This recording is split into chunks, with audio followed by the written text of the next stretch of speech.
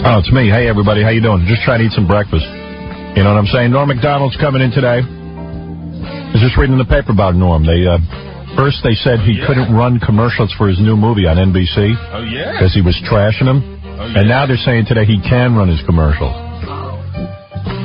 I was just back in the office watching the Magic Johnson show. I've never seen a worse show in my life. This makes any talk show look great. I just sent people back to watch it. And what can I tell you? A lot of stuff going on. The Beatles, the former Beatles reunited, what's left of the Beatles reunited yesterday at a Linda McCartney tribute. Yeah. And I guess they sang Let It Be or something. That was the rumor. Yeah. And everyone was crying and junk. And then someone in the audience got up and just kicked the crap out of him. No, I don't know about that. But, yeah, so Norm's going to be in today. Did you see they're letting him advertise today? No, I hadn't heard that until you said it. Now they're letting him advertise because Don Ohlmeyer, it's a whole story. He'll tell us, I'm sure. Well, obviously, I mean, it's probably against the law what Donald was doing. Right. Evidently, Jerry Springer changed his show around. He is not having fights anymore. You know what? I happened to tune into the show yesterday, and nobody fought. And I wondered, okay, there seems to be something going on here. Brian, you saw it? Yeah, I did. Was it bad? Oh, it was terrible. It's going to be the ruination of that show. He's absolutely right, because if there's no fighting, there's no watching Jerry. Is that right? You mean it's not enough to just have people yelling at each other? They don't even yell. I guess they're, really told that they're supposed to calm down. Yeah. So they just sit there and tell their stupid, sordid stories, and you don't care anymore. Was it Jerry Springer light? Oh, yeah. Oh, definitely, yeah. It was bad.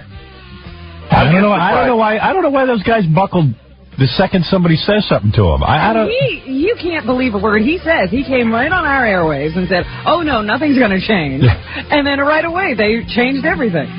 It's the nice show now. Yeah, it was bad. He's a guy. Guys lie. But what I'm interested in is all these young ladies that talk about their bisexuality so open now. Yeah, well, I mean, that's what the show's going to be all about now. Every woman is bisexual. Yeah. Yeah. I believe that. In fact, the little blurb, they always are soliciting for new guests. Right. And the little blurb was, if you're bisexual or know a bisexual woman, give us a call. Right. We don't care what your problem is. Just be bisexual. Tell us about your story. Right. Tell us if you're bisexual. Why don't you get it on with another girl? Tomorrow's show is You're Too Fat for Porn, so... Oh, boy. That's where that show's going. That's a good one. Yeah, I figured something was happening because last week I happened to tune in. You're too fat for porn. They spent an entire 45 minutes on a 16-year-old girl and her relationship with a 24-year-old guy. Wow. And I said, what is this? I'm trapped in this 16-year-old girl's life. I don't want to see this. Where are the fights? Yeah. Kick someone's ass. I don't know, man. They ought to get back to what made him great. It's going to be too bad for him. He had a nice run, but it's over now if they keep that up. It's over, baby. Mike, you're on the air. Go ahead, babe. Hi, this is Mike, and I found an article a while back that Magic Johnson believes he was cured of the AIDS virus. Mm-hmm. He believes he was cured of the AIDS virus? We talked about that he thinks that God cured him because they have these blood tests now that show that, with all these drugs, you can completely wipe out signs of AIDS in the bloodstream. Right. Well, someone ought to... Doesn't mean they're cured. Yeah, it means that you just can't... You just don't see the effects of the HIV in the blood anymore. I think it affected his speech because I watched that show last night. What was he talking about? Oh, God. I didn't lose any sleep over staying up for that show last night. Nice to meet you. Yeah, Michael, go ahead. Yeah, hey, Howard. Yeah. Howard, I was listening to the Magic Show last night. Yeah. That was the absolutely most embarrassing show. It's funny as hell. I got some tape of it. You got it? Yeah, it's funny as hell. I tried to tape it and I couldn't because I was going to watch it this morning and I had nothing. It's like this. It's like, well, first of all, the audience applauds for 15 minutes when he walks out. Good, because that eats up time. Yeah, it eats up a lot of time. And Sheila E's the band leader and stuff. So he goes, finally the audience dies down, and he goes, thank you. I would like to explain on my first show This is how he talks. I'm not kidding you. So he's standing there talking to the audience. He's in a no desk suit. or anything. Right. He's in a suit. I would like to explain to the audience. I mean, he really can't talk. He's boring and dull. You know, he's got a nice smile and everything. Yeah. But yeah. I would like to explain. It's a train wreck. And that's the only way to describe the show. It's a deer caught in a headlight. I would like to explain to all of you what the purpose of the Magic Johnson Hour is. Yes, what is that? May I do that? That's what he says. And then the audience goes, yeah! Okay. When I was a guest on Johnny Carson, and then I was a guest on Arsenio, and then I was a guest on The Tonight Show with Jay Leno, I always wondered what it would be like to sit behind the desk. Well, here I am. Then the audience goes nuts, you know. And, you know, my legs were always too big for the desk. But it was the reason that I'm behind the desk and got this job is because of these legs. Oh, dear. So, it's like a guy let out of prison. He's giving his philosophy. I don't know who greenlighted this show, but it's a scream. Did anybody talk to him before doing that? Wait a second, wait. So then he goes, and now I would like to introduce the greatest band leader, sexiest. And they go to Sheila E., who's wearing a low-cut top, and he goes, wow, look at that dress. I'd like to infect you. I would love to infect you. And she goes, this is the greatest show. And everyone starts screaming. Nobody's seen a show. Nobody's done anything. And she goes, I'm just happy to have a job. And Did she say that? Yeah, she's that's screaming. true. She's screaming out, I'm happy to be working. Yep. And he goes, all right, now everybody has a bad uncle. So do I. What? And then all of a sudden they bring out that comedian guy, the guy we met. He's his sidekick, Craig. So because Magic can't do a monologue and he can't talk, Craig comes out and he starts doing a monologue. And Magic Johnson goes, you're bad.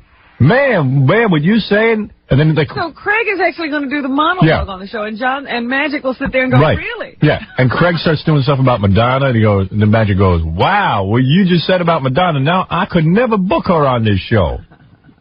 And he says, just blame it on me, Magic. I'm your bad uncle. Oh, no. Oh.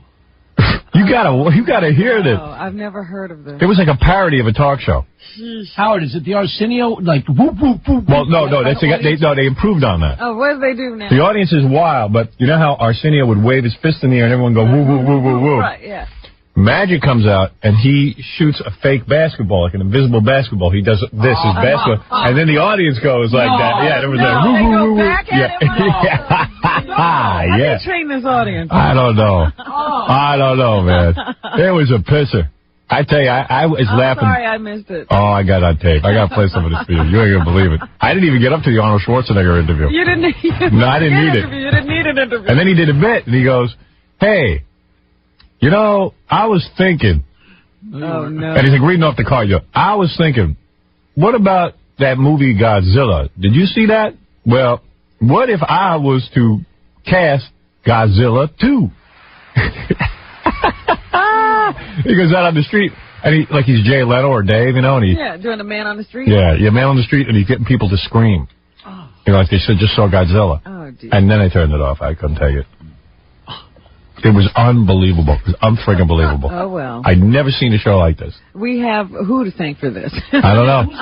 Jason. Nobody will take credit for it. Jason, was it your idea? Yeah. It was? Yeah, okay. Yeah, I mean, I didn't even have the courage to watch the show last night. I just knew it was going to suck. But I just keep thinking, Magic Johnson is like the 90s Dick Shawn, man, Springtime for Hitler and all that. Right. Oh, man. Yeah, maybe someone said, hey, if we put on a talk show and it loses money and no one watches it, it's going to be a good write-off. Yeah, there's a whole bunch of old ladies walking around without any money now. Yeah. I'm thinking that maybe Magic is paying people, because nobody could have come up with this idea. Right. Nobody went looking for Magic Johnson to do a talk show. Right. Maybe he's paying people to put him on TV. And then he had a great line. He goes, I'm not a comedian, but the purpose of the Magic Hour is to put you to sleep with a smile on your face. And then the whole audience went berserk. They were applauding and going wild. And I'm like, oh, wow. Well, at least the Jerry Springer audience has a new place to go to now. I don't know about that. Whooping it up and all. Who knows? Yeah. All right, take it easy. All right, dude. Love you, man. Love you. All right, I got to take a break here. I'm talking too much about the Magic Johnson hour. Magic Johnson on today. Yeah. Congratulate him. To review it. Hey, could you say that part again about how you're not a comedian? Because somehow I thought you were. Do you know how Letterman labors over his show and worries about everything? I don't think Magic worries at all. Magic didn't lose any sleep.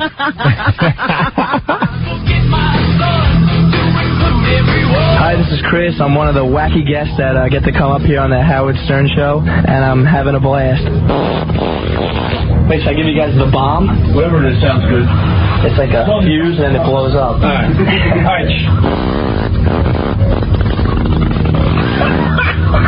You're listening to the Howard Stern Show. Here I am. Big deal. I wish somebody would explain the news to me. Hey, tomorrow's show, What's My Secret with Howie Mandel. Speaking of talk shows, he's starting a talk show, too. I give Howie Mandel, I give him 4 weeks on the air. The Singing Psychic will make her predictions. Later this week, Governor Pataki. David Lee Roth's coming in to play the Mike Walker game with us. Oh, really? That's right. Ivan Reitman will be here, who was the producer of my movie. Now he's the director of 6 Days, 7 Nights with Anne Heche and Harrison Ford. And Paul Rodriguez is going to stop by and say hello. Well, that's good. Yep. But Norm will be here today, and I don't know what else. We'll see what happens. There's a bunch of things I could get to. Hey, this is a cool song. What is this? Fuel. Fuel? Fuel. Fuel. Fuel. Fuel. Oh, I just ate 2 egg sandwiches. Song makes me sad. All right, Chris, you're on the air. What's happening? Hey, Howard. I'm just curious. I was wondering how long you think it took to train the people that were going to be on that show as the audience so they could jump up and down for him? Oh, the Magic Show, yeah. The first episode, how do they all know what to... You know what was weird? We were talking about the Magic Johnson Show, and then there was a commercial for the Magic Johnson Yes, I Show. thought that was good. That's what I was going to ask you about. Like, as soon as you left the air, the commercial came on, the Howard Johnson Show, about how good it is, and, you're going to love magic and stuff. Yeah, that was funny. Yeah, I mean, actually, you are going to love magic. It's the funniest show I've ever seen. Are good. I got to admit, it's the funniest thing I've ever seen. But funny as in, like, the guy's funny, or funny as in, like, it's the stupidest thing you've ever seen? Stupidest thing I've ever seen. Yeah, you're What do you not think was laughing better? with him. Him or the other bald guy? Who's the other bald guy? What was his name? Keenan Ivory Wayans. Oh, Keenan Ivory Wayans is he's Van Gogh compared to this. They can bring him back now. Keenan Ivory Wayans was really bad at a talk show. I know. Really bad. I was shocked. I mean, I thought like he could at least talk. He just kept laying on top of people. Yeah, he was almost comatose. It was the most laid-back show. Yeah. Almost no talk on a talk show. I think these guys, I'm almost starting to think that having a talk show, and a successful one, is harder than finding a cure for AIDS. But, yeah, maybe. I think because you already hear they're already almost on a cure. Or a vaccine or something. But it's funny because everybody just expects something, and then the minute they don't get it, that's it. The show's horrible. No one cares anymore. Yeah. Well, so not to say that Jay and Dave are like the best things in the world, but everybody expects like a certain standard. Yeah. Well, anyway, what can I tell you? I'm the best talk show host out there. I know that now. I'm better than Magic Johnson, that's for sure. Lee, you're on the air. No doubt in your mind about that? Yeah. Lee. Later, Lee. Oh, man. Hello. I'm tired. Went to bed about 10 o'clock. What were you doing up so late? My wife was talking to me. Oh, you had to be talked to. Oh, yeah. Oh, dear. Yeah. You or to you? No, with me. But why at 10 o'clock at night? Important stuff had to be said. No other time during the day? No. That's when she's free. Oh. Dave, you're on the air. Hey, Howard. Yeah. That show got so bad that... Then I got home yesterday. I had to take my dog to the vet. The dog cut her foot. Oh, how? Who knows, on something. So I had to take... Outside or in? Outside, who knows? I went to bed last night, and 2 nights ago, and I wake up, I come home yesterday morning, I see the dog's limping around. She had like a little tiny cut on her foot. They wrap her up in a bandage for 5 days. Wow. I was like really bummed. Dog was like looking at me like, what the hell? Life sucks. I went, you're my dog. It's typical. Yeah. You get a dog, and all of a sudden he's limping. Now, evidently, people tell me the vet said dogs cut themselves all the time. Yeah, but the vet only sees sick dogs. Right. I know people who have dogs, never have anything happen to them. Really? Yeah. No. Don't listen to your vet, because all he sees is people with problems. Oh, that's true. There you go. I should talk to some people who've never been to a vet. That's right. Yeah. And dogs don't understand bandages, man. No. Oh, my God. She's like, what the hell? You might as well put a chain around her leg. Yeah. Yeah. She's cool, though. Do you have to put one of those big weird collars on her? No. He said so. Funny. He says if she pulls it off, she pulls it off. Who cares? Those are great, when they put those big cones on the poor Look dog. like a clown. He says she must have cut herself on a fence or something. And I'm like, I don't know, man. Not watching your dog. No, it was the kid. My daughter Emily walked the dog, and she must have been up to something with that dog. I don't know, but she says nothing happened. Yeah, what's up, bro? Dave. Hey, Howard, that show got so bad that Whitney Houston was one of the guests, and she claims to be the world's greatest vacuumer. Yeah, like she's vacuuming her house. Sure. So, sure enough, he brings out a vacuum cleaner, and she starts vacuuming the stage. Wow, that's pretty cutting edge. Yeah, that's way over the edge. Wow, He was that's. behind her dancing. Can you imagine you have Whitney Houston on? I mean, there's a woman you really do want to interview. This is a woman who never does talk shows. Yeah. And he gets her out there and she's vacuuming. That's why they're going to fail. I say, hey, what happened with you and your husband on that boat? Not only that, Yeah. I read in the tabloids, look right here, it says you got him locked up in $1 million condo. Right. What's up with that? But he's got her vacuuming. That's great. It's Yeah, she's always saying that she is, that's my husband. She doesn't say Bobby. Right. Yeah, whatever. Hey, dude, thanks. Hey, you're the greatest. It's just all, all this TV sucks, man. It's all the same crap interview. Yeah, the sad thing about the Keenan Ivory Wayans show was that all he did was sit with people and say, well, what was it like working on that movie? And you did your own stunts? Wow. Like anybody cares. You did your own stunts? Can you expound on that? We'll sit through the commercial waiting for that. Unreal. Thanks. Whitney Houston is maybe one of the most interesting people on the planet. Absolutely. How in the hell did you wind up married to Bobby Brown? Yeah. Man. See, celebrities now will only do shows where they know they won't be asked any serious questions. So Magic can get guests, but nobody will watch. Right. Like Oprah had on Jim Carrey yesterday. I'm watching that. Or 2 days ago. I don't know. I taped it. Friday. Yeah, I got it on tape, so I don't know. I figured this would be kind of interesting. So she goes, Jim, so now you're married. You were married to Lauren Holly, and then you've divorced, and now you're back with her again. And he goes, Oprah, I'm not going to talk about that. And how are you and Stedman? And she goes, oh, I see what you mean. And that's the end of that. And that was the end of that. And then we're back to, like, how great the Truman Show or something was. Yeah. And I'm like, what is this? You don't go on a talk show and then you can't dictate what the topics are. What? I had him on here. I asked him right away about that. I don't want to know about it. I want to know about Truman Show. I want to know about who you banging. Yeah, Truman is a character. We want to know about you. Yeah, give us the reality. Phooey. You come on here and bore my audience. But that's the Rosie O'Donnell school. Everything's got to be safe. Everything's got to be nice. Yeah, Whitney's going to come on and vacuum. That's what you want to see Whitney Houston do. And she wants us all to conform. She was going around bad-mouthing me. Rosie is teaching everyone how talk show is done. Yeah, she's the greatest. Meanwhile, I'm reading the paper. She hosted the Tony Awards. It bombed everywhere except New York. Thank God. Yeah. Last year she was like the queen of Broadway because they got good ratings. But that's a horrible show. Yep. Nobody watched her. Cares. The NBA kicked its ass. Good. Yeah. More basketball. Absolutely. And I was so happy that was happening on the same night. Yeah, well, I said, oh, great. Maybe people will just tune over and watch the basketball. Yeah, well, normally women will watch and stuff. They didn't even watch. The word is out. She's sinking. Her ratings on her TV show are going down. Well, you know what? I'm going to bring you over the I want you to look at her. I mean, it's very difficult to watch her. She's so fat now, she rests her arm on her belly. That's right. She's going to explode. Yeah. The world sucks. She's become her own furniture. She has her own armrest.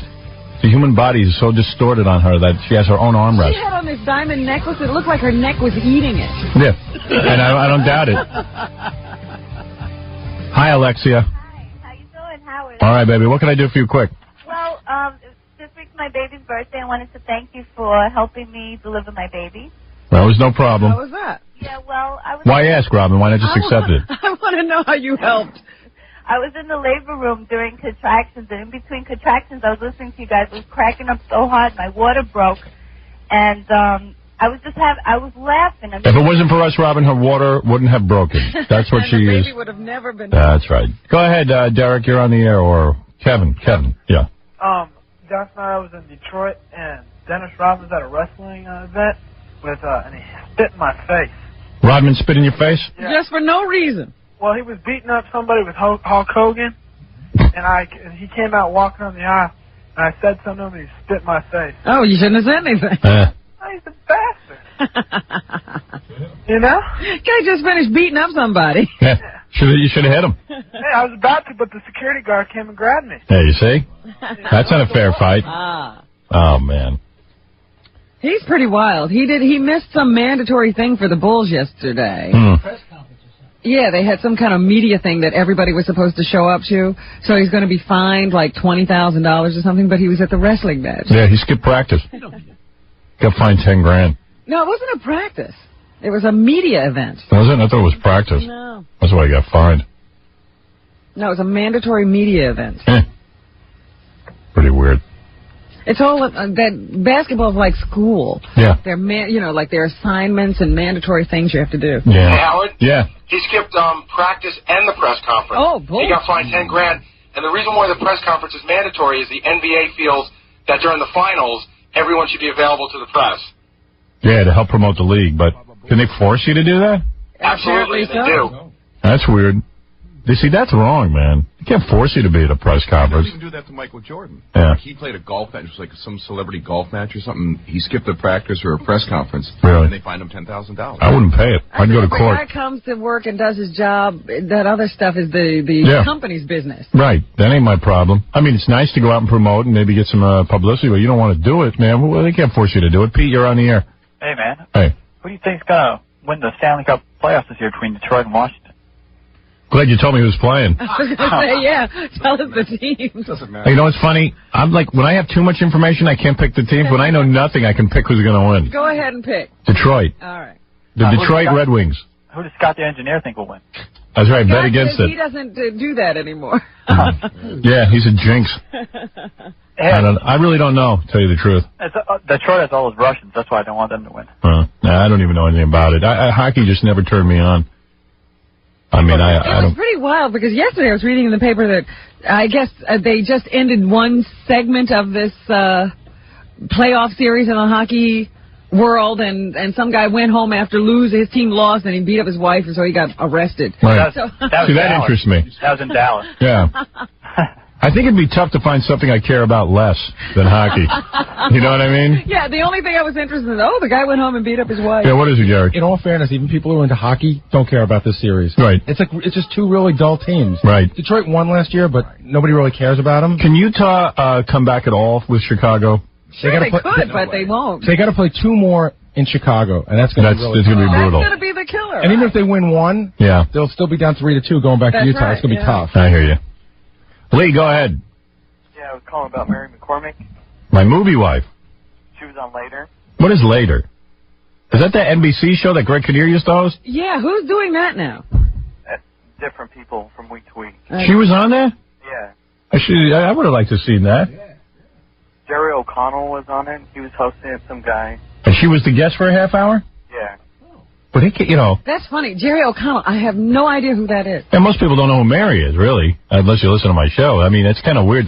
Two people interviewing each other who But don't... that's like they got people off the street and put them on TV. I know.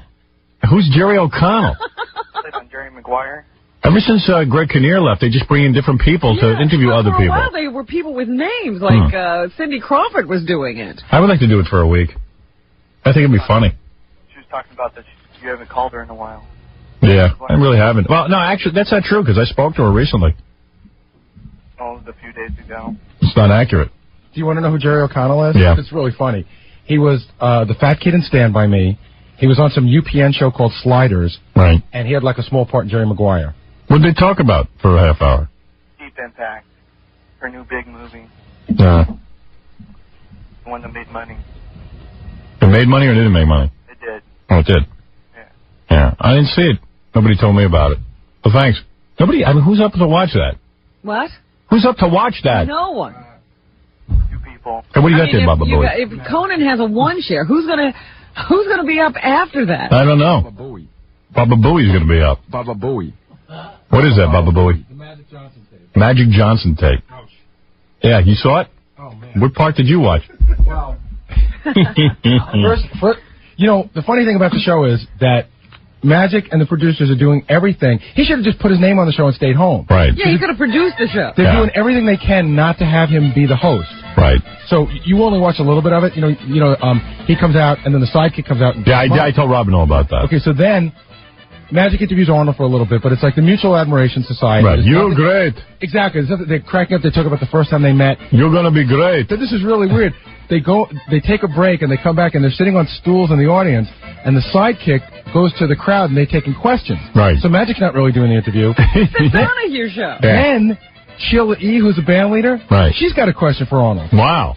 Everyone's doing stuff except for Magic. Yeah, that's what the monologue Pretty is. soon he won't be there at all. Yeah. I think that they're going to replace him completely. This is great. This is a party.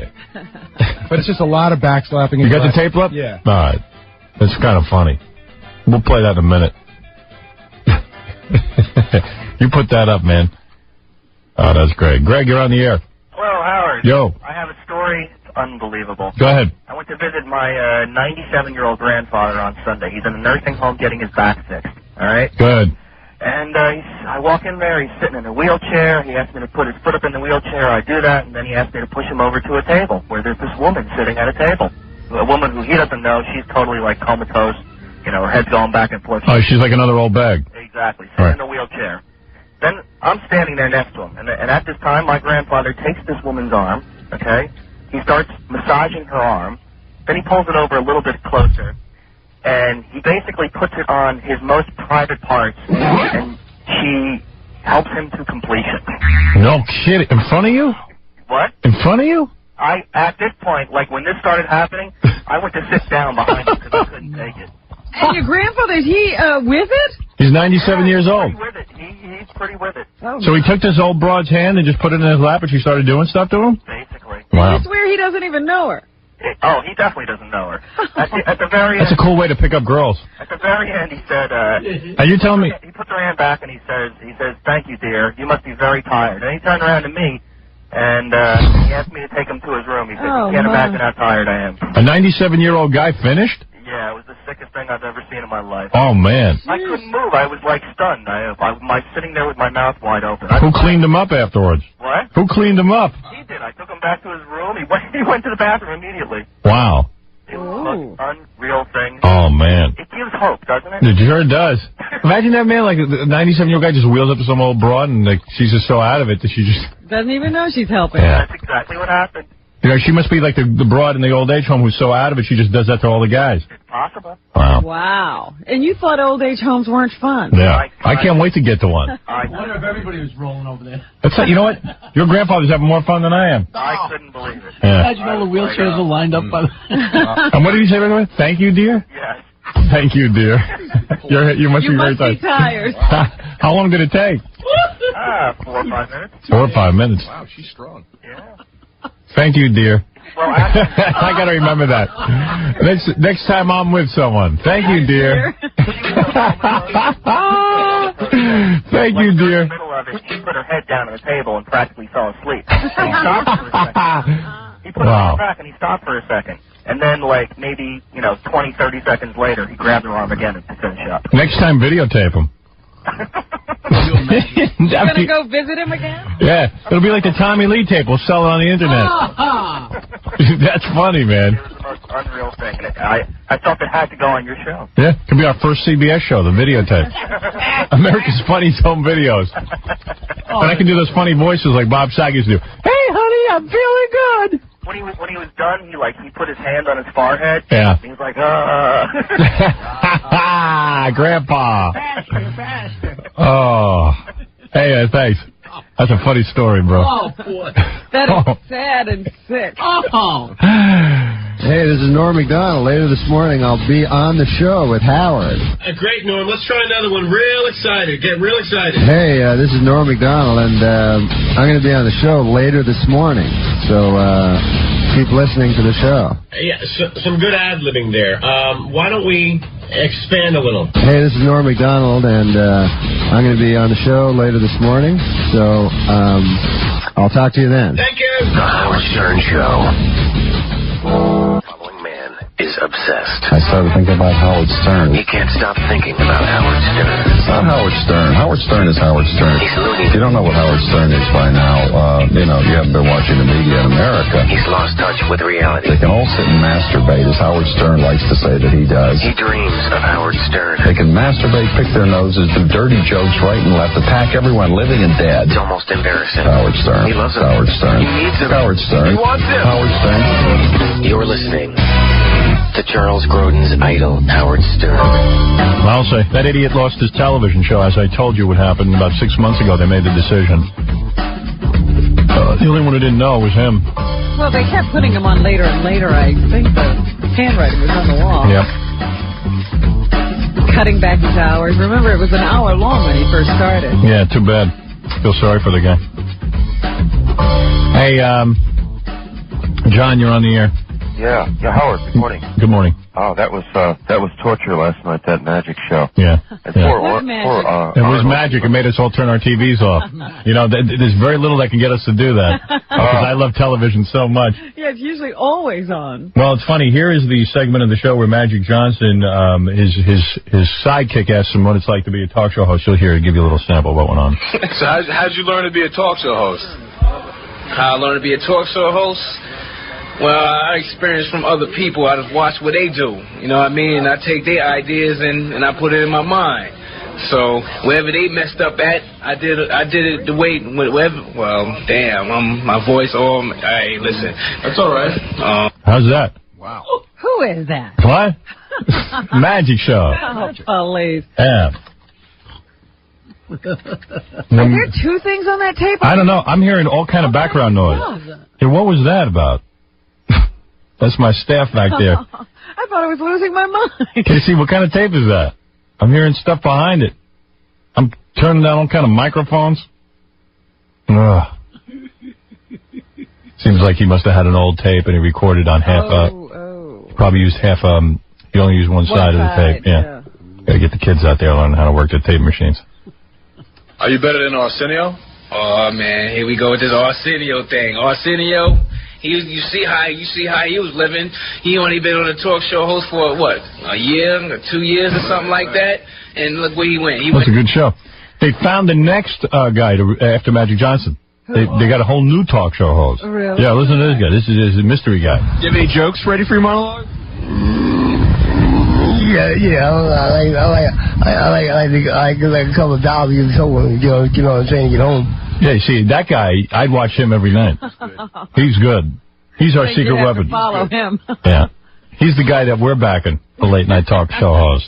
Mushmouth. He's next. He's going to be doing later. This is Magic Washington. Can we hear one of your jokes? Doing the later. No. Here he is doing his monologue. No, let's do it. Marry a little lamb. Marry one son. Yeah, that guy's good. He's the next big guy. Loving father with delightful people. Oh, that's Jackie. Hold on one second. Wow. That's the audience at the Magic Johnson show. Well, first of all, let me thank you for coming this evening, okay? Yeah, we got a great audience tonight, Sheila. Man. That goes on for, like, one sentence takes an hour. The audience is the best. Yeah. We got a great audience. Like, when you come out and you got a brand new show, and the best thing you can say is we got a great audience. That's a sure sign of an amateur. And the audience whoops it up after everything he says. Where were they from? I don't know. You gotta wonder if they aren't happy to just be let out. I think they pump in some nitrous for the audience. Sounds like an awfully happy group. Before we get started, I want to tell you what this show is all about and why I'm doing it.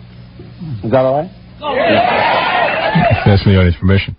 But that is a big, that was a big statement. I would like to set up a few. This is my Declaration of Independence, the Magna Charta of this show here. My tenants of broadcasting. Right. We're about to learn why Magic had to do his show. I want to meet the jerk who put money into this. I really don't believe there's anybody behind it. I think he kidnapped TV. Yeah, at the end, they like everyone just wouldn't put their name on the show. Now, ever since my first show on Johnny Carson, when I did his show, I said, man, I thought this would be fun.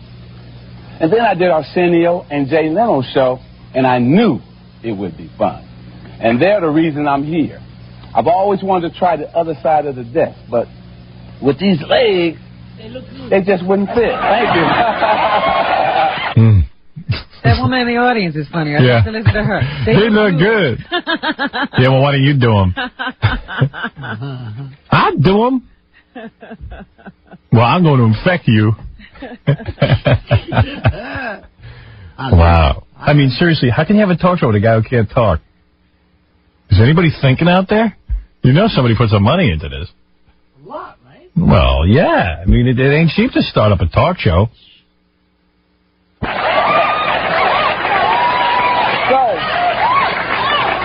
since these ladies couldn't fit up under that desk, they gave me this beautiful set here. You know what I'm saying? A lot of applause for everything he says. He said nothing so far. Right. That's a good joke. I'll use that again tomorrow night. I think I'll open the same way. I must compliment my writers. The audience loved it. Yeah. I killed. They like the big leg stuff. I got to talk about my big legs tomorrow night.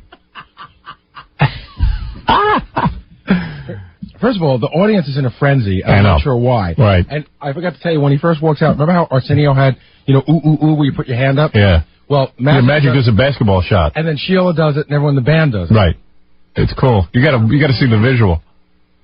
Because I want to know. I want to be in the meeting when they tell people who've spent their entire life learning to play an instrument that now they're going to have to shoot baskets, imaginary baskets for Magic Johnson. Musicians are happy to work. They'll shoot any imaginary thing you want. It's so sad that they work and work and work, and this is what they get to do. Yeah. Magic Johnson, who can't do anything but shoot a basket. Eddie Van Halen got the good end of the musician thing. Yeah, I mean, I haven't heard Sheila E.'s name since 1984. Yeah, right. True. Well, she says, I am so happy to have a job. The Magic Hour is about having fun. We have the big stars, we have comedy, variety, and great music. Well, you're bringing a lot of people on. Yeah. The only problem is I'm hosting it. The weakling. What a comedian. Oh, this is the part where he tells everyone he's not a comedian. It's kind of shocking news because so far I thought he was a comedian. Doesn't everybody know already? This show's a pisser. I'm telling you, man. I'll watch it every night that it's on. No, you won't. I will. You'll finally tire of this. You think? Yeah, because it's boring. Right now, I'm fascinated. We have comedy and music and variety. Right. All three. We're a triple threat. We have the big stars, we have comedy, variety, and great music. Now, I know I'm not a comedian. Really? You could have fooled me. But I still want to end your day with a smile. Well, thank you. Why does that need applause? I don't know. He must have given him money. Yeah. He's going to be bankrupt by the end of this show. Wow. I just want you to smile. Woo! I think they told the audience to applaud because it just fills more time. Right. That he doesn't have to say anything. I think they're walking around like this. Yeah. Keep it going. Keep it going. There's I just checked my watch, and we killed 6 minutes. So, only 46 minutes left. Going on? Yeah. Oh, my God. What, are they happy he stopped talking? Yeah. So I invite you all to join the Magic Hour family, starting with the most talented band, musical director, and all the late night.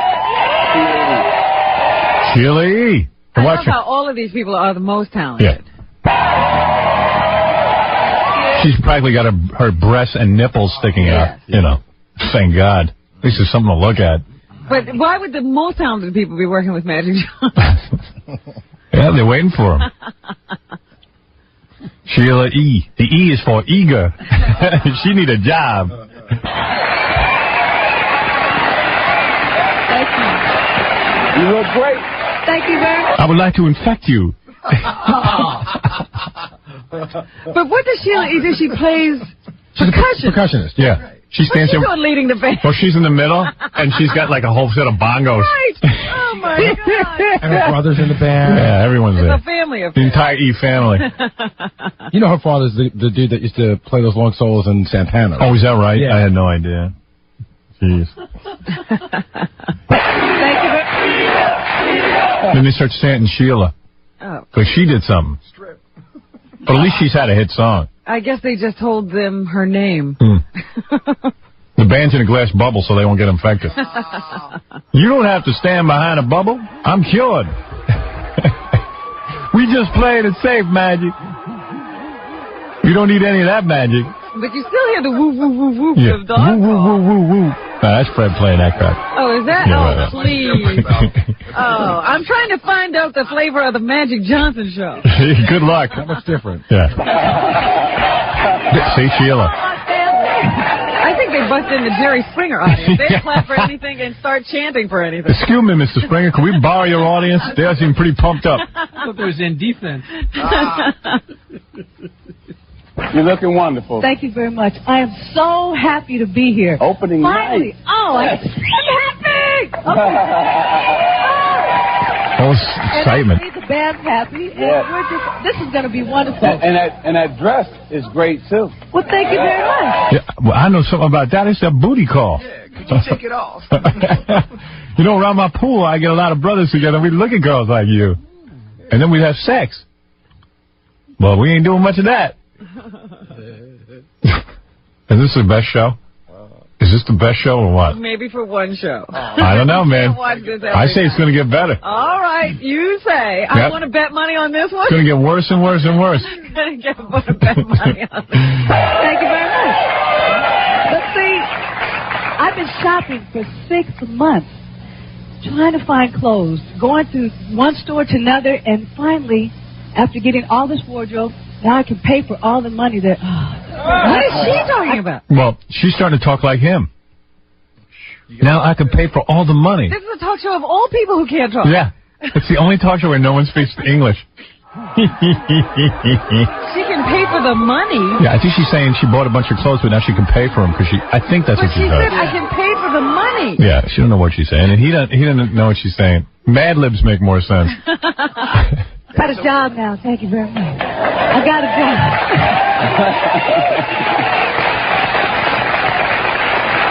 She's getting down with it. She's getting jiggy with it.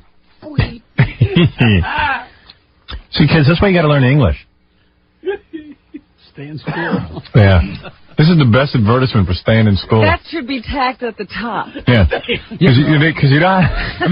They should run a chyron across the top of the screen. Stay in school. This is what you sound like Right. if you don't get an education. Yeah, all of America will laugh at you. What it should say is, imagine what he'd be doing if he couldn't play basketball. Right. So all the kids who play basketball, they never get into the pros, are stuck with speaking like him. And then no corporate America laughs at you. Visit them now. Yeah. And then when you can't get a job, you're like, hey, man, you racist.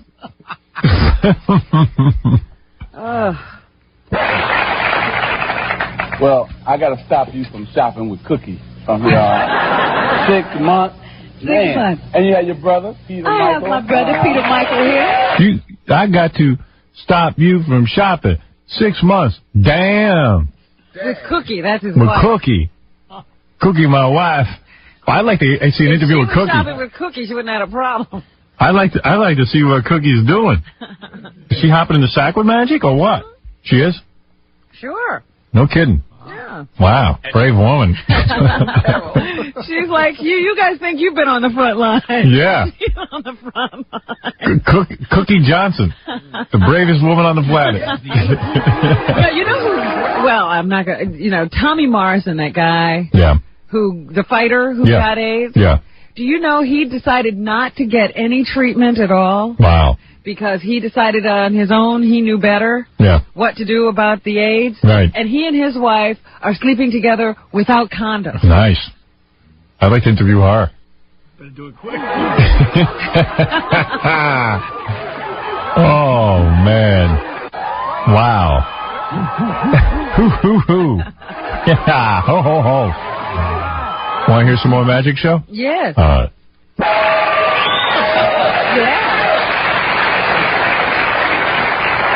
They're just applauding because you got a sentence out.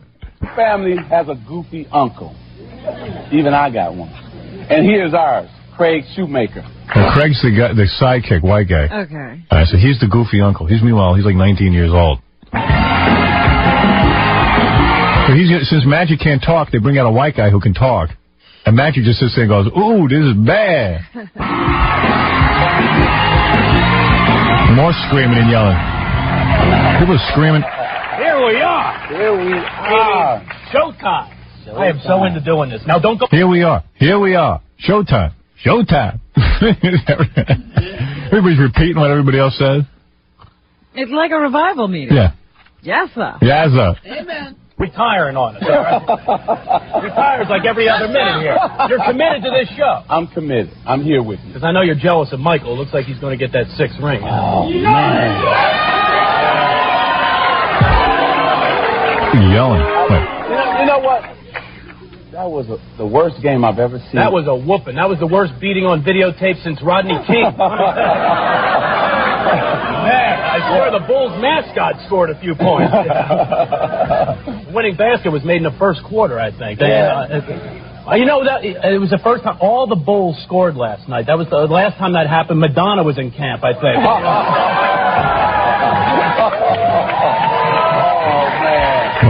Now Magic has to distance himself from that joke. Yeah. That was wild. Wait. Now you know I can't book her as a guest now. That's it. You just ruined that. It's all about blaming on me. I'm a bad uncle. I'm a goofy uncle. There's a lot of sports at Triple Crown. You believe it? And you notice the white guy starting to talk black? Yeah. Whoa, baby. Now that was that Triple Crown. Hey, you a white guy. Oh, she be into camp. I guess you hang around. You know, like when I lived in Roosevelt, I started talking black. Well, that's not the smartest thing to do. No. Well, should have told me that. You should have been with me back then. Oh, man. See, my fear is that people will be sitting at home saying, yeah, see, I don't have to learn to speak English. No one's sitting at home saying that. Don't worry. He's doing fine. He ain't doing fine. It's a goof. You thinking kids aren't saying that? Yeah, Magic didn't learn to speak. What else you got on this tape? Well, then he interviews Arnold. Oh, well, let me hear that. Like a minute That's got to be great. That's got to be good. Because I can't take much more of this. Did you see the Triple Crown? Oh, yeah, the horse race. Real quiet. He didn't that horse race. Make it. They lost the photo. Just imagine if the NBA was like that, you know? Michael Jordan stick out his tongue. I like horse racing, though. They don't trash talk. They don't go, hey, your mother's a mule. You are bad. Everybody in the NBA trash talk. Even Michael. Michael trash talk? That's right. Does he dance, too? No, he don't celebrate. See, he has 5 rings. That's all to celebrate he need to do. You believe this? I don't even know what they're talking about. Talk about trash talking. It's a conversation I'm lost in. It's like two idiots. I don't know how to get out. 2 idiots having a conversation. And it's so compelling. This is dull for a locker room. The Magic Hour. I think I got my new favorite show.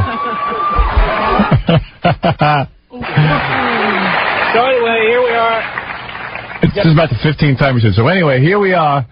First show. Here we are. We don't know what to do. And we already run out of material. Nice, relaxing weekend. I had a great weekend. I went to the movies. Matter of fact, Truman came in number 1. Yeah, Truman was number 1. Yeah, number 2 was Perfect Murder. Yes. And then number 3 was Godzilla. Godzilla. Now, you own your own theater. That's not bad, is it? He owns his own theater. They're applauding and he's laughing at you. You know you're in trouble when you say to the band leader, as soon as people start telling each other how good they look, that means there's nothing to say. Right. You look great. No, you look great. Yeah, it's like, and I went to see Godzilla. Did I introduce Sheila E. yet? Yeah, you did that already, Magic. The audience is now screaming because he owns movie theaters. Yeah. They think it's the greatest. Now, Howard, this ends here sort of abruptly because what happens is they go into a sketch. Yeah, I know. I saw the sketch. And, you know, it's really painful. It was really not worth even putting on tape. You got to see this. This is one they had 4 months to produce. Right. Yeah, Tonight they're flying by the seat of their pants. Because they got to do another show tonight. He's a pisser, man. Magic Johnson. You know, they got like a week's worth of bits in the can. Yeah. Right. And then by next week, they'll be scrambling. But somebody should tell Magic you don't do a bit on the number 3 movie. Right. Well, he thought it was going to be the number 1 movie. You know, exactly. They probably did the bit a month ago. Right. It was going to be number 1. Hey, and he's not going to throw out a perfectly good bit. I have no Truman bit. What am I going to do about Truman? Nothing funny about that. Godzilla, you could get behind. And that night, just go to your own theater. My VCR is still blinking 12 o'clock, and you got your own theater, you know? So now he's going to interview. That's a weird laugh he's got. That's a real nervous laugh. Well, he's waiting for something funny to happen. He doesn't know what to do. By the way, I got my own theater. Yeah. All right, this is him and Arnold? Yeah. All right, I haven't seen this. This is new to me. This is just 2 guys in love with each other. Right. Theo, you look hot. I'm hot. Sexy W. There you go. If you say I'm hot, I know I'm hot. I have to tell the audience that normally I don't sit next to people that size because I like to look big. So this is an exception. I have to admit, this is an exception. Well, let me thank you, really, from the bottom of my heart, for doing my first show. I appreciate it. I know you could do. All right, we're really rocking now. I don't think we've run out of things. There should have been a Kyron that just said. Does he talk slower? I would like Yes, he to talks very slow. thank you for being my first guest. Thank you. You could be anywhere. But here. Inky dinky do. He kind of sounds like Whoopi Goldberg a little bit in slow motion. He sounds like a preacher to me. Yeah. You know how they're slow and deliberate. Other things, and I really, really want to thank you. Really, really. I tell you that I can totally relate to this situation that you're going through, like we did in the beginning, this little shtick. When you go from one thing to another, like from sports to show business, I've done that. I have gotten a lot of help in my time, and so I wanted to be right away there, the first one here, to support you with your show because... Oh, my God. He don't know what to say. Magic don't know what to say. It's taken a long time to say I'm doing you a favor. Yeah, I want to support you. You support me. By the time it's done, you're in a coma. Great man. You are not only the greatest basketball player, but you're also a great businessman, an entrepreneur. You do great stuff in the cities. You get charitable organizations. This is just a massacre of the English language. Everybody mutilating our language. And we are both successful. Right. It's down for the count. We're watching a basketball player talk to a weightlifter. You look good. 2 people who shouldn't be talking. 2 guys who should be in the gym. You look big. No, you look big. No, you say I look big, but you look big. Sometimes I look big. Hey, look, there's an audience. I don't like to come out here because you look big. I should have sat at home. I don't know. You look too big to me, but all right, for you, I make an exception. Well, you look big too. Wow, you're big. You're big too. You better not bring Godzilla out here. Yeah. He's real big. And he's big. Yeah. Big after the Nunua. Who's bigger than the 2 of us? And I know exactly about your situation. Right. All right, everybody's complimenting each other. I guess we can get down to some real talk now. No. More absolutely, but thank you. Thank you. You know what happens in show business? If you get big enough, people applaud everything you say and do. And you start to think you're really witty. That's probably what happened. Yeah, and then you go home, you're all pissed off because nobody's applauding your every sentence. Ha! Where's the applause? You look big. You look big. I don't understand it. Nobody's applauding it. You're big. Now, how you get so big? You on the juice? And you are the greatest. No, you're the greatest. No, you are the greatest. No, well, coming from you, that really means something. Yeah. You was big. You were the greatest. I know you want to ask all the questions. Let me just throw one at you right off the top because I said to myself, I got to ask you this one question. Arnold's interview. Arnold's applying for a talk Let me see. You know, maybe I'll get a show. That would be the best. Yeah. It'd be funny if, like, they fire Magic Johnson and put Arnold Schwarzenegger's show. Or Arnold all of a sudden gets a show because Magic has a show. Arnold should at this point kill 5 minutes saying hello to Sheila E. Hello, Sheila. You're the best. Thank you. You look And great. where's my bad uncle? Right. Let him come out. He seems to have a lot of topics. Why don't we bring out that bad uncle? Hey, I can tell you this. That bad uncle, he killed the Madonna booking, huh? Oh, my God. This is the greatest show I've ever seen.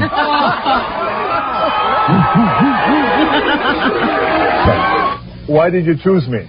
Oh, man. Huh? Well, first of all, Cookie loves you. Right. And I don't let her love too many other men. And my kids, they go crazy seeing you in your movies. Right. And Harrison Ford couldn't make it tonight.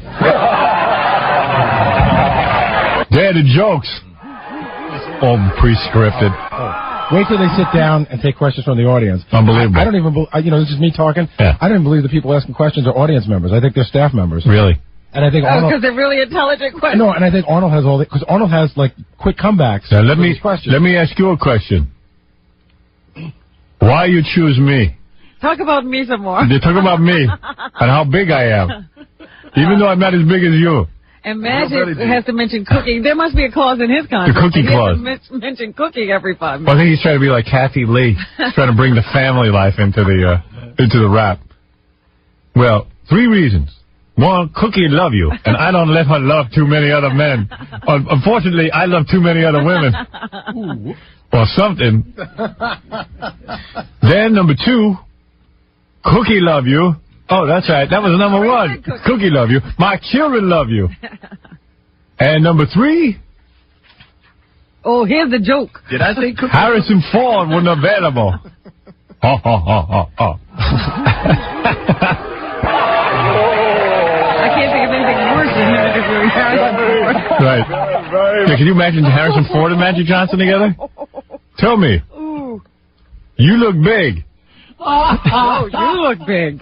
Very cute, very cute. And you have never been funnier before. That's very sad. But I do want to tell everybody out here when I first met you. I want to tell them this story. You know, I'm at the gym, and I'm lifting weights. I got about 300 pounds. I remember that. On the barbell, you know, I'm like struggling to get it up. Magic couldn't get it up? First time. Pelt walks in, 5-time Mr. Olympia. The gym goes quiet, like the president just walked in. So boom. Yeah. Woo, woo, woo, woo, woo, woo, woo, woo. I think we're applauding that Arnold walked into the gym. No one can even tell a story. Just so you know, this is a 3-second story. Yeah, like, I'm wondering what the point... You want to know, or you want me to just bail on No, it? come on, I got to hear what we wanted everybody to know. Parents, boom, boom, boom. All of a sudden, he picks up the 300 pounds that I was lifting with one arm. Cool. He's doing it for a warm-up. Well, when you're an international stud like me, I mean, So that was the story? That's it? Wow. That's it. Yep, that's it. Everybody needed to know that. Hey, good news, by the way. Robin Howard, don't forget to set your VCRs tonight because your wish is coming true. Magic will be interviewing Harrison Ford this evening. That's beautiful. Oh, my goodness. How are you? I'm all right. Yeah, Mr. Mumbles. No, Mr. Mumbles might actually come to life because You think so? I think he found someone more comatose than him. And it's like, You can uh-oh. really handle this. I think under pressure you might have to start talking. That's the cool thing about the Magic Johnson show. There's still nothing going on. You got to say something. The guest has really got the pressure on. You got to perform. I mean, Arnold's running this whole interview. Yeah. Yeah, because Magic Johnson hasn't asked the question. Well, they can do the same interview. Magic Johnson have Harrison Ford, and they'll go, Harrison could go, Magic, I want to ask you a question. And they'll go, what? Why me? And then he'll go, because 1, my wife Cookie love you. Because 2, my kids love you. and George Harrison wasn't available.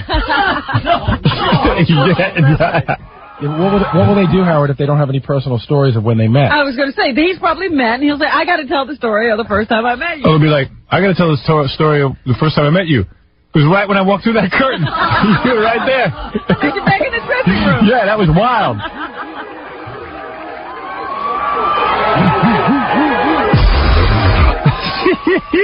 This is the best. Hey, Ira, you're on the air. Howard. Yeah. Hey, how you doing? Great show, great movie. Thanks. If you keep playing the tape, when Arnold asks Magic about the weight room, he's talking about Will Chamberlain and Magic. He calls them both animals. That's racist. I'm going to slap you with a suit. You call me an animal. It's a pretty bad show. Yo, might be the worst show ever on television. I think so. But I thought that was pretty amusing. I think he was hanging around with Daniel Carver too much. I don't know. Thanks. Okay. Do you think this will last? No, we already said it's going to be longer. It's gonna last. Beat Chevy's record. Yeah, because it's a black guy and he has AIDS, and no one's going to want to fire him, and they'll let it linger on for 6 months, even though they're losing tons of money. And hell, Magic would probably just buy all the spots on the show. Howard, you just have to let it go another minute. You have to hear those two when they get on the benches and take questions from the audience. Okay. All right.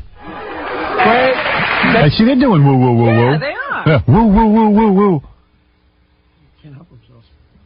I wish they'd have me on that show. I think I might go on. Are you going to call Magic and offer You know yourself? what? I want to go on. I guarantee you they'll call right away. Magic, I have a question.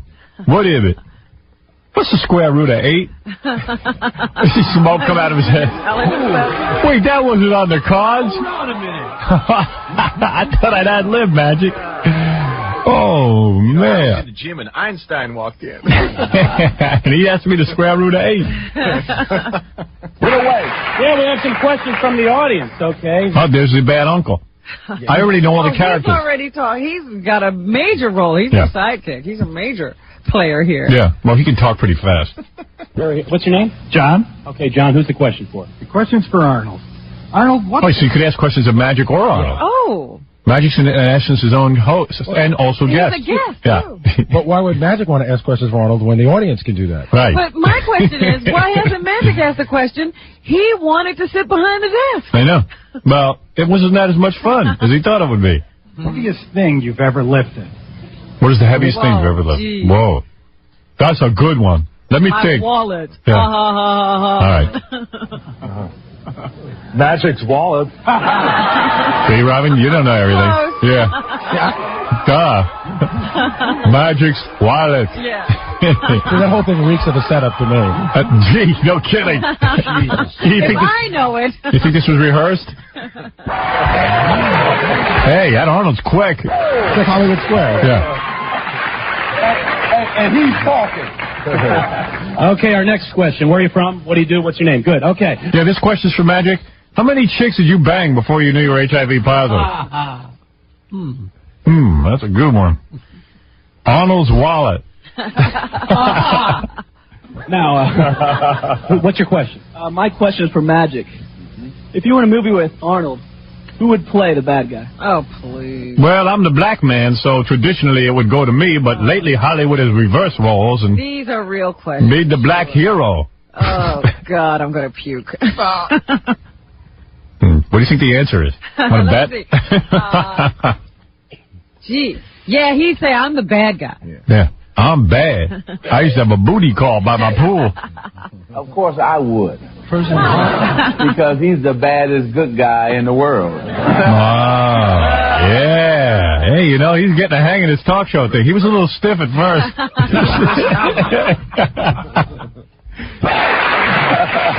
Always. Well, the bad person is who hired the both of us for the movie, so he should be the bad person. He's crazy bad. He crazy. He crazy. I don't know who's bad, but I know who's crazy. I know who's crazy. I think we're both pretty bad. This is not they got to keep this show on the air. Stop it. We got to watch it. It's only good when we're sitting here goofing. No, we got to have the Harrison Ford interview for tomorrow. Oh, we'll definitely have that. Oh. It would be great if tonight all the audience seats were empty. Sheila, we got a problem. Where's my bad uncle? Where's everybody? You may have to go topless. Take back that wardrobe. Language ain't my strong suit. He ran out of questions for Arnold Schwarzenegger. Before he ever asked Yeah. He never asked a question. Never. Well, it slows things down. Our next question is not from the audience. I believe Sheila has a question. Oh, Sheila E. is asking a question. She just thought of it that second. Yeah. When do I get paid? When can I go shopping for an outfit with Cookie? Can I take this check to the bank right away? This ain't gonna bounce, is it? This is for Arnold. I want to know, since you're a Republican and Maria is a Democrat, does that cause problems in your marriage? Well, that's a good one. Wow. It's a band leader question. No, that's no question. Are you sure you play music? Hey, wait a second. My father has a question, doesn't he? Ben Stern has a question. Yeah, here it is. Do you feel the United States should remain in the United Nations as a member of the United Nations? Thank you. Yes, I do. That's a good one. All right, let's see. What do you think Arnold's going to say? To the United Nations question? No, the Republican and Democrat question from Sheila E. Oh, no. Well, you know what? I tell her what to do. But I don't understand why Sheila had to ask that question. Because she The had audience it. has run out of questions. Why, she can't be allowed to ask a question? Well, it's including everyone. Why can't Magic ask the question? Well, They wrote it for Sheila. Why didn't they write it for Magic? could Magic run out of questions? They're trying to they don't want to work him too hard the first night. Right. Want to pace him. You know, He he's hasn't sick. asked the question yet. Yeah, you know, like when he made his comeback in basketball, he got sick. I can't score all the points. He gets tired easily. Right. Oh. No, it's really strange. People somehow think that a Republican and a Democrat cannot live together or be married. And as a matter of fact, the first few times we went out, we never even talked about politics, and I didn't realize I just put my hand on a pause. how important party affiliation and politics really is until her father, Sergeant Shriver, gave me a lie detector test. You know? Wow. That was really the strange thing. No, but no, jokes aside, we really don't argue about politics. All It's jokes always aside, at the beginning, Arnold.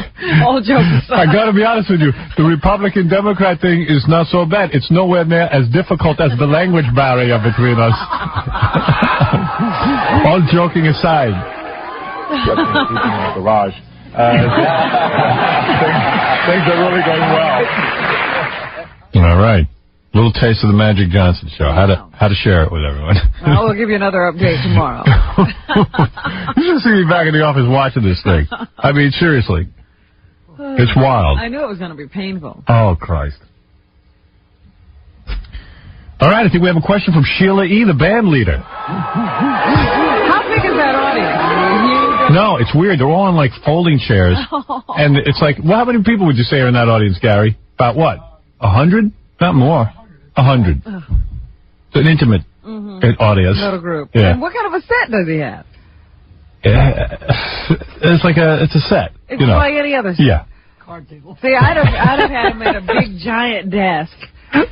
He's looking down on all of his guests. Yeah. I put him 8 feet in the air. He should play basketball with each of his guests. That's what he should do. Because that's what he's best at. In fact, he'd be better off if he just kept it to sports figures. Yeah, that'd be cool. Jane, you're on the air. Hello? Hi. Is this Howard? This is Howard. No, it's not. Yes, it is. It is? It's the Howard Johnson Show. It's the Howard Johnson Show. Let me ask you a question. Okay. All right. Do you like getting up in the morning? Is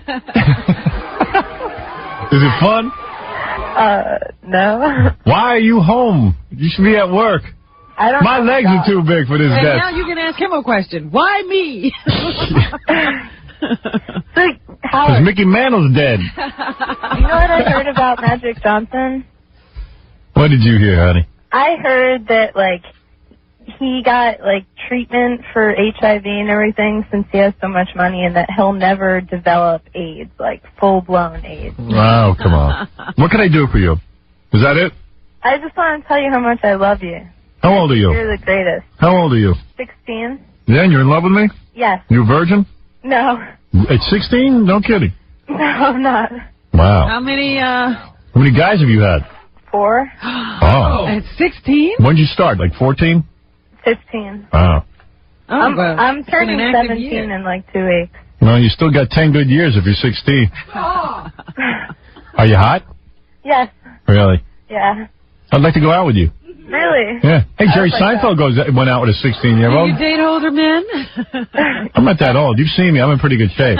Yeah, you are. Yeah. You go out with me, right? Totally. Yeah. That'd be cool. Imagine I'm dating a 16-year-old. Oh, she'll make a great stepmother. Think I'm 30 years older than her. I'd like to marry you and give you a talk show. Okay. The Jane Show. That would be great. All right. Thank you, Jane. Thank you. All right. Jane's in love with me. That's wild. The audience is going nuts because I'm dating a 16-year-old. Look at it. They don't believe it. Yeah. Woo, woo, woo, woo, woo, woo. Jackie, way too many Heineken's Martling. His 2 Filthy Joke CDs. Sergeant Pecker and the Joke Man is still only $12 plus $4 U.S. shipping. Also on cassette. Buy 2, get 1 free. Call 1-800-323-KING. Friday night, July 3rd, the wildest night of the year. See Jackie at Rascals in West Orange, New Jersey. For information and 3D animated jokes, visit jokeland.com. Thank you.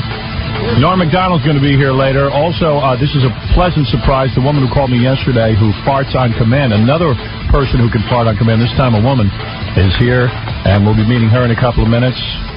Nothing big in the news today, except for the Beatles getting back together at the Linda McCartney tribute. Oh, they have the toxicology reports from Phil Hartman's wife. Then what do they have? A lot of coke? Had alcohol, cocaine, and some kind of a antidepressant. Yeah. Wow, what a mess. You know, you get married and you know. They said she had just the right combination that made it lethal. Made them accentuate each other. Well, they 150%. They said that alcohol and cocaine just influence each other. They heighten the experience anyway for each other. Then you throw in that antidepressant. That couldn't hurt. Yeah. Gives it all. That's the perfect formula for killing somebody. Cocktail. Poor Phil. Yeah, and they said that apparently she had, they said that she's ingested these things like 5 hours before her death. Yeah. Well, that's what you get for marrying. That's about the time she shot him. That's what you get for staying with a model too long. Like Billy Joel knew to get rid of Christy Brinkley before she got ugly. Wait, who wants to be married to an ugly model? You know what I mean? He was staying with her way too long. They said he had nothing in his system. Except a couple of bullets. Lead. He had lead poisoning. Jesus. Wow. He took it cold. Hey, Mike, you're on the air. What's happening? Mike, go ahead. Hey, Howard. Yeah. Hey, man, did you ever notice that audience seemed like it was like 100% black? What, the Magic audience? Yeah. There are a couple of white guys in there. Oh, yeah, a couple, maybe two. That was like the, oh my God, they must have went nigger hunting or something. Oh, Jesus. Easy.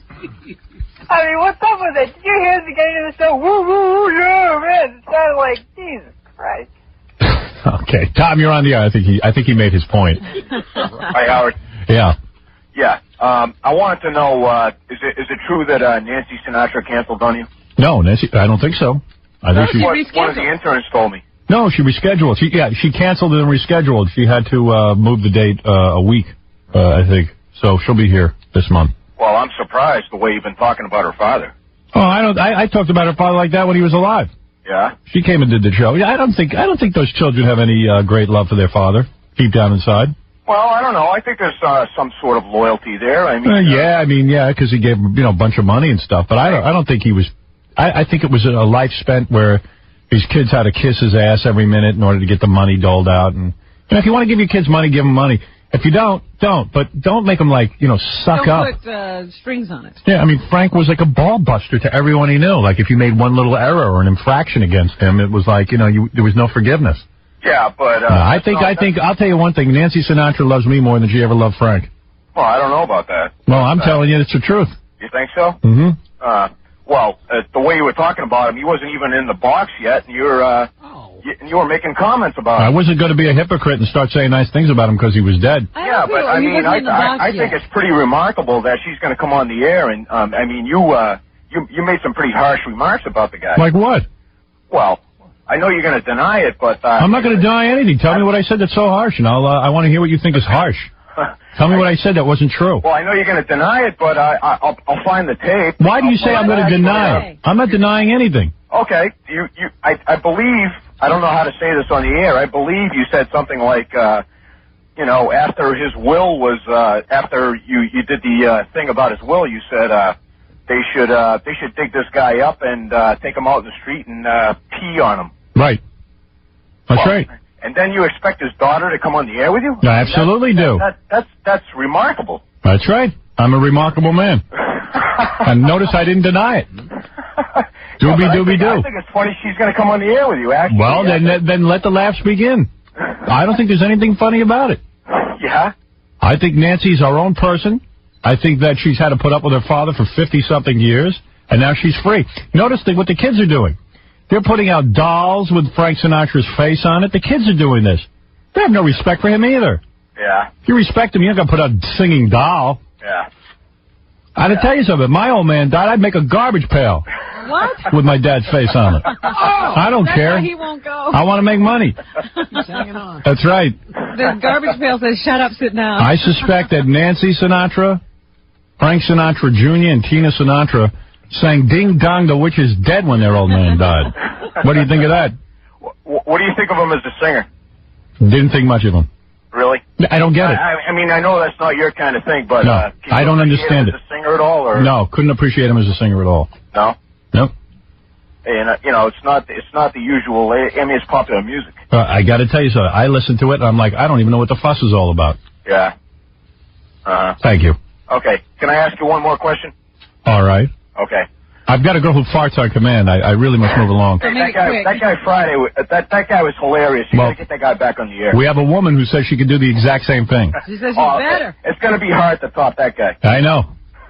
He was great. Thank you very much. Okay, can I ask you something else, Howard? All right. All right. One more question. Who is this, Bucky the salesman? What is it? No, I just, I'm curious.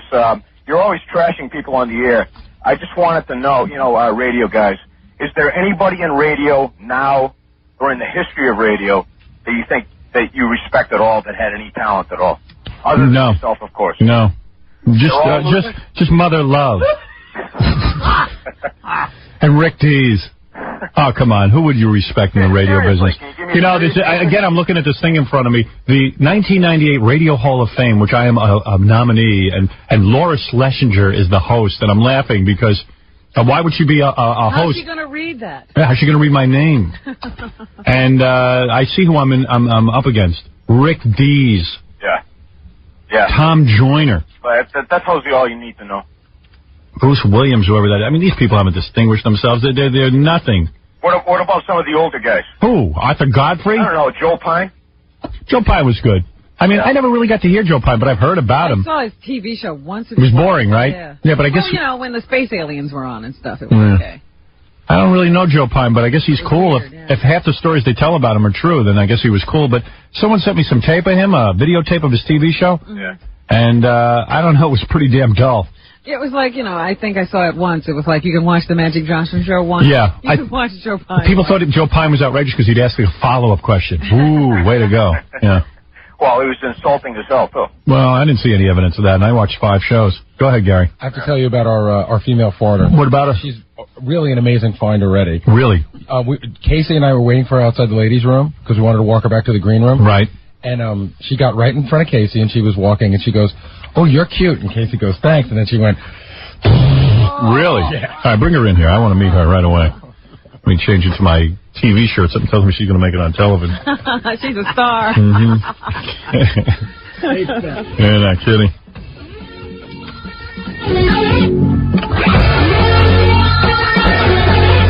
All right, here she comes. I'm looking at her. Hey, she ain't half bad either. Hey, you're kind of cute. I expected some big fat slob to walk in. You ain't bad. I'll bang you. Why not? Sure. Bang you. Anybody else you can bring in the room. How you doing, honey? I'm doing good. How are you? What is that, Gary? That's the wireless microphone? Yeah. That's what you're going to hold up to her ass? Right. Why don't you get close to that microphone there? This is Maria. Hi. Italian girl? Half Italian. And what's the other half? Greek. Half Italian, half Greek. When did you realize, Maria, that you could fart on command? It was about 4 years ago. 4 years ago. And what was the circumstance surrounding that incident? I was working in doing this show called The Godfather's Meshuggah Wedding. Right. Were you an actress? Yeah. Is that better than the Magic Hour, that show? Well, I don't know. I haven't watched the Magic Hour yet. I should go on the Magic Hour with her. I'm available for a booking on the Magic Hour. I want to go on with her and the guy who farts on command. I would just fart in Magic's face for a half hour. Hey, you funny. Thank you. You bad. Now I'm not going to be able to get Madonna on the show. So, Maria, 4 years ago you were working in a show. Yeah. A freak show? What kind of show is it? It's an interactive comedy wedding. It's similar to... Like Tony and Tina's wedding or something? Tony and Tina's. Right. So you're an actress. Yeah. Okay, and you had a part in the play. And how would you discover that you could fart on command? Well, I did this bit where I went up to this one guy and I threw my dress over his head. Uh-huh. And he was enjoying it. And I thought, Give him a good blast. I didn't like this guy, you know. Right. He wasn't gentle. He wasn't nice, so I farted. Interesting. Right in his face. You realized you could do it anytime you wanted. Do you do a similar technique to the guy we had on Friday that you like take in air? No, I swallow the air. It's log filtered. It comes in through my mouth and out through your butt. Out through my butt. Do you find that the gas smells? Sometimes it does, and sometimes it doesn't. Right, depending on what you ate the night before, perhaps. Absolutely. All right. Wow, fascinating. And now over the past 4 years, How did it get down there that quickly? I don't know. I'm a singer, so I use my diaphragm. I wiggle it, jiggle it, and no kidding. Push it down. Really? Yeah. Wow, fascinating. And you're quite young. How old are you, may I ask? I'm in my 20s. You're in your 20s. Yeah. Well, that means you got a whole career ahead of you. Have you heard of the great French entertainer Le Pantomime? L'Epitome. He was a guy who in France who became very, very famous in the 1800s because he could fart on command. He would play before royalty. He was so beloved. I'm being serious. Hey, well, maybe I'm his reincarnation. Who knows? Who knows? Are you as good as that guy the other day? I haven't heard him, so I don't know. I see. Do you generally stand up when you do this or sit down? I'd like to stand up because, I might bury it in this cushion, this nice cushion. Right, I see. And now what do you do? Are you still an actress? I sing with a band called the Love Junkies. The Love Junkies. And do you ever fart? Do you ever incorporate your farting into the songs? Not yet. Like a trumpet kind of thing, like a solo? I mean, that would be fantastic. I would love to see that. I don't know. Maybe we could work on something. All right. Listen, I would love to see your talent right now. I would love to hear it and share it with my audience. We rejoice in such a talent. This is Maria Robin. All right. And I'm going to turn the microphone over to you so you can give us a little bit of your talent. Sure. All right. Here we go. Stand up. I notice you're wearing a dress. Is that conducive to farting? It lets the air flow. Yeah. All right. Oh, I see. Are you going to pick up your dress when you do this, or you keep it down? If I pick up my dress, no, I don't think I'm going to pick up. All right, that's fine. Half Greek, half Italian. So, guys, do you want a small one or a big one? I would love a big one. Okay.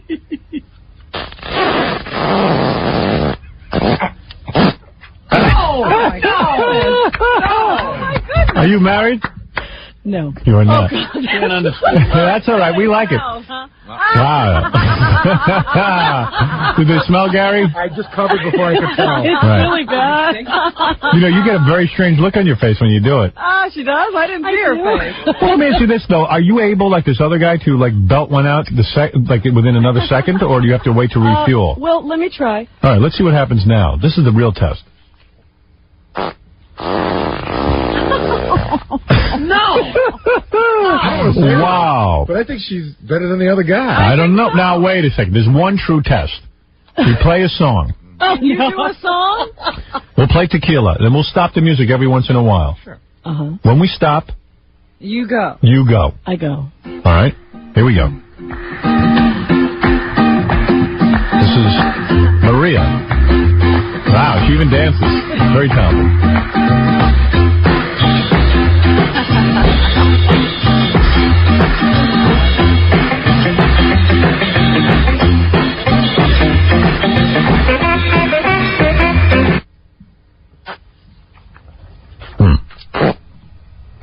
Well, she could replace Sheila E. on the Magic Hour. Yeah, I'll go shopping for something. Maybe she ought to do It's a Gas. I don't know if this song's hitting me in the right. How about let me try this one, then I'll go to It's a Gas. Okay, go ahead.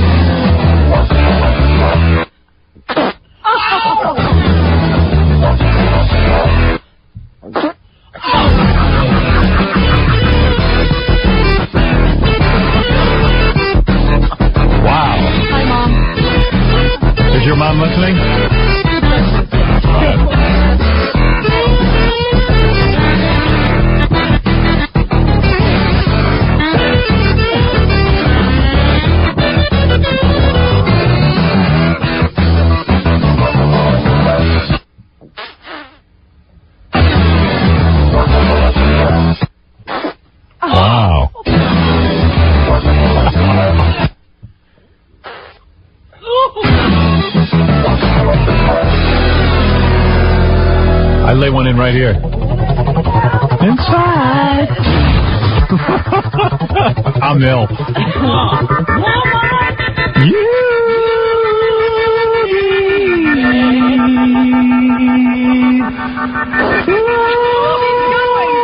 Oh, did I sing over it? Sorry.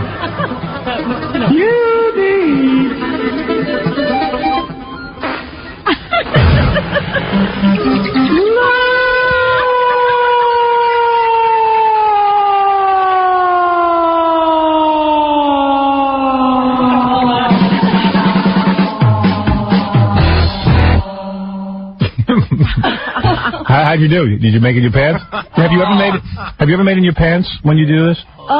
Yes. Sometimes. Yeah, you want to call my boyfriend? Oh, he goes wild from it, huh? Does he like it or he doesn't like it? Well, no, I tell him, honey, clear. Right.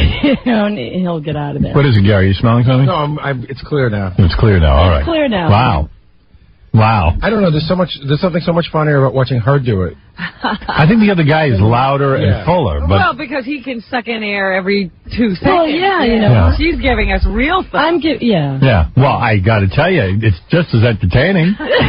There's no winner, no loser. No winners or losers in this arena. There's very few people who can do it. All winners. Could we see you get ready? I mean, could you? All it is, Wow. And it takes like about every 5 minutes to reload the chamber. Diaphragm, and then it finally gets down the neck. Yeah? Wow, good for you. Good for you. What a wonderful, wonderful talent. And what a wonderful woman you are, Maria. Thank you. We got to give her some prizes. I mean, that is fantastic. You know what I'm going to give you? You've won a pair of tickets to see Comic Relief 8 at Radio City Music Hall on June 14th. Oh, cool beans. Also, what else do we have? Give her everything. How about the red Ferrari? Okay. We got one of those?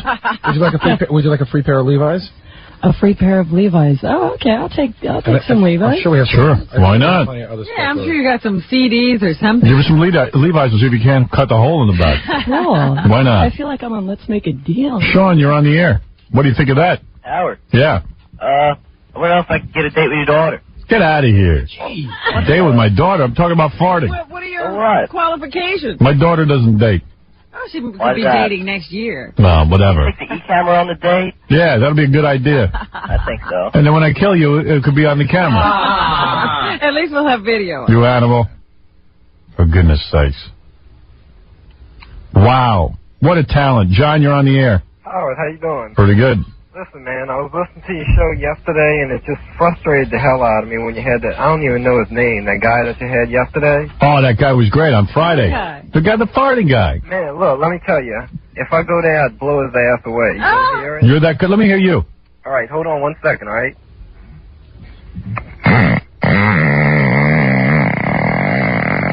That's a duck call. You heard that? That wasn't real. Listen. I'm talking right now. You hear me? Yeah, that ain't real. Yeah, that's coming from Oh, your yeah? butt. That's coming from your butt? You hear it? All right, you come down here and do it for me. Or just, I'm telling you. All right, you come down and give me proof. Look, how much you want me to do it right now? Go ahead, do it again.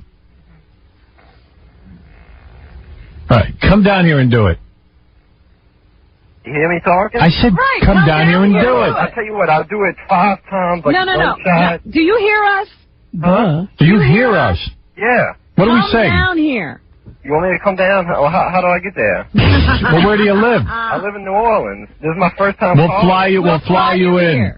Okay, what do you want me to do? Stay on the phone? Yeah, and you can go out with Maria. Because Maria's got the same talent. You want to go out with this guy? We'll light up the town together. Yeah. Maria, can you light your farts?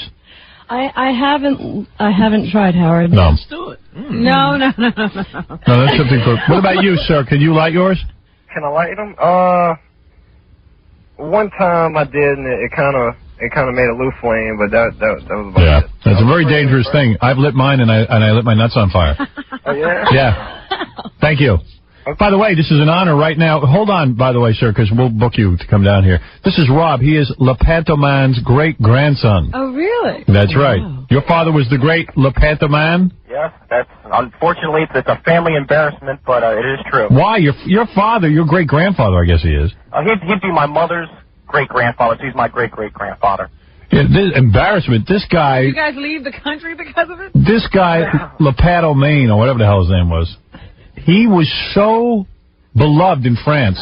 He was the toast. He was the Jim Carrey of France. Yeah, he really was. I'm not making this story up. Back in like around 1900, 1905, 1910. Hey, Maria, it's so excited to have you here. Give me another blast. Well, give me your best one. Give me the best one of all time. Come on.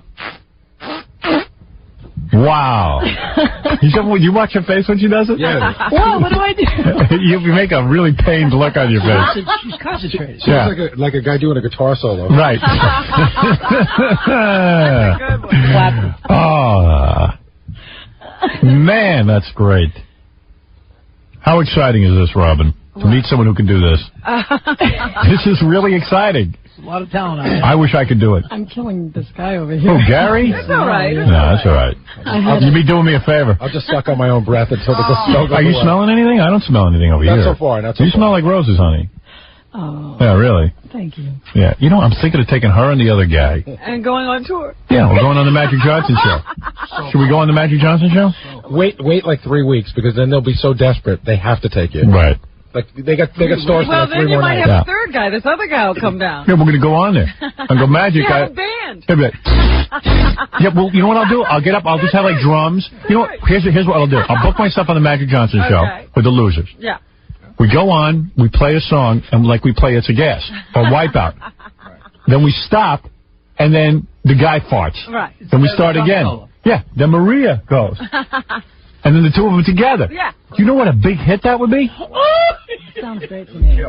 You guys got to rehearse. If the Magic Johnson show wants the losers with guest appearances by our farters Maria and that other guy Chris Crap, we're available. Only the Magic Johnson show I'll do.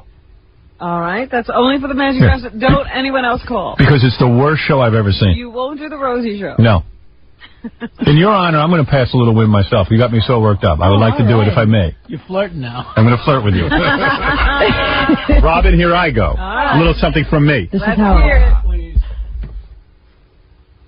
Oh. Ooh. I guess you won't nothing. be sitting down the rest of the show. That shows you, Robin, how hard. Yeah. Oh, my goodness. Oh. Oh. Thought I had something. A big store like Might have been a little accident back there. a big store like you getting stage fright? Yeah, I choked. Like Utah. Hey, you know, I want to hear Andy Dick sing Little Brown Ring. I'm in a mood. I swear to God. In honor of all the festivities. I was telling somebody about this the other day. I said, yeah, Andy Dick came on and did this song, Little Brown Ring, and he went, well, I didn't hear that. I go, yeah, it was really You weird. gotta hear it. First he's telling me he's not gay, and then he sings this. I don't know what he's about. Then listen to this. Little brown ring, little brown ring, you've opened up my eyes. Little brown ring, little brown ring, you've cut me down to size.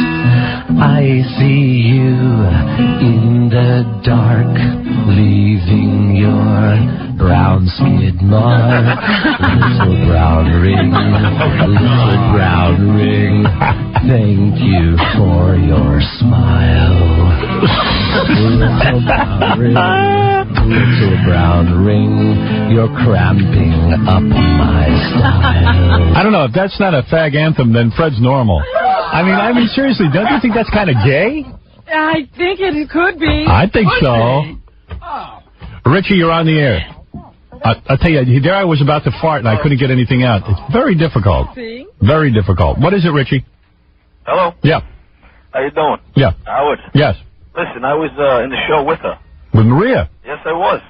And? I was in as an understudy while she was first starting. And she used to fart on command during the show. She used to fart in people's face while they were eating. Wow. No kidding. Good for you. All right, I'm going to try and fart again. It was an amazing sight. I'm going to try again. I didn't do what they were eating. I want to try again. Hold on. This is embarrassing to me, who I consider myself something of a... Well, I'm still an amateur, You've but... never suffered stage fright before. I'm sorry. I'm sorry, I'm joking. Shooting blanks? I'm shooting blanks. Well, it's not exactly blank. You're intimidated by her. I am. I'm intimidated by your time. Can I hear one more, please? Okay. All right. Give us the best one. Wait, I didn't have the mic up. That's my fault. Oh, dear. We missed it.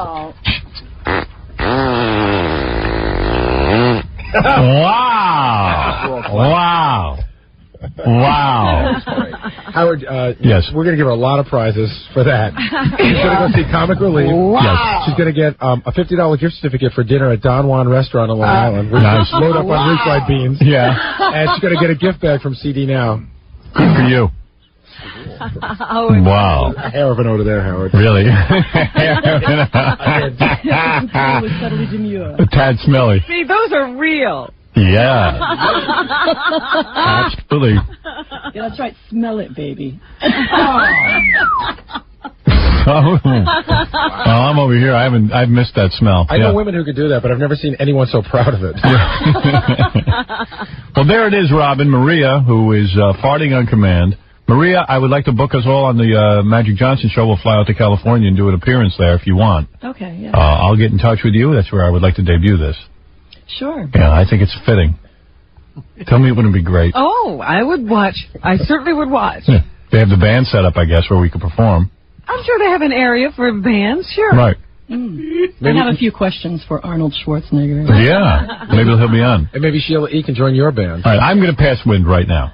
You sure? I'm more comfortable seated doing it, though. All right, let's see what you've got. Look at you, like a woman giving birth. Wait, you're going to miss it. Oh, there it is. Thank you. Really? Thank you. Finally delivered. You finally delivered. I think you did deliver. Ooh. Oh, that was a Well, maybe when you end the song on the Magic Johnson show, you can get into that position Yeah. to deliver yours. Spread our legs. You're great. You're great. All right, before we say goodbye,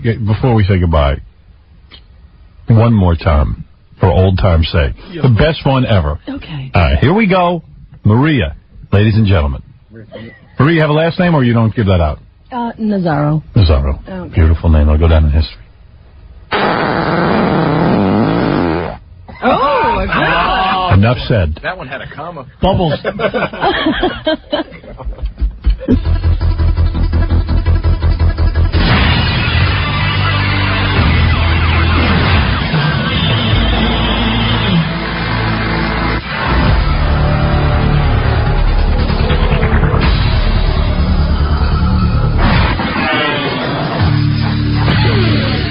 Barrymore, and I'm sending a love message to Howard. Howard, I adore you. There is no one like you. The world needs you, and it's a better place because you're here. You're an incredible person. That broad's in love with me. I've never seen anything like it. Hey, you know who's here? Norm Macdonald. Norm Macdonald has a brand new movie opening called Dirty Work. It opens up June 12th. He's out promoting it. He's been in the center of controversy because, They fired him from Saturday Night Live. And then the guy who runs Saturday Night Live, Don Omar, the guy who runs NBC, wouldn't let him run his commercials over there. But today, they say now they'll let him run his commercials on everything but Saturday Night Live on the NBC network. Why not Saturday Night Live? Who knows? The ban is What lifted. they're saying is they're going to put it on those shows nobody watches. Well, yeah. It looked a little suspicious. I mean, when a guy who's running a network is having such a vendetta against the guy. But anyway, here's Norm. Norm's a real funny guy. I think he's funny. We haven't seen him since he had all that controversy where he bombed at some college. Yeah, we've been talking about it, but we haven't talked to Norm. We've got a million things to talk to him about.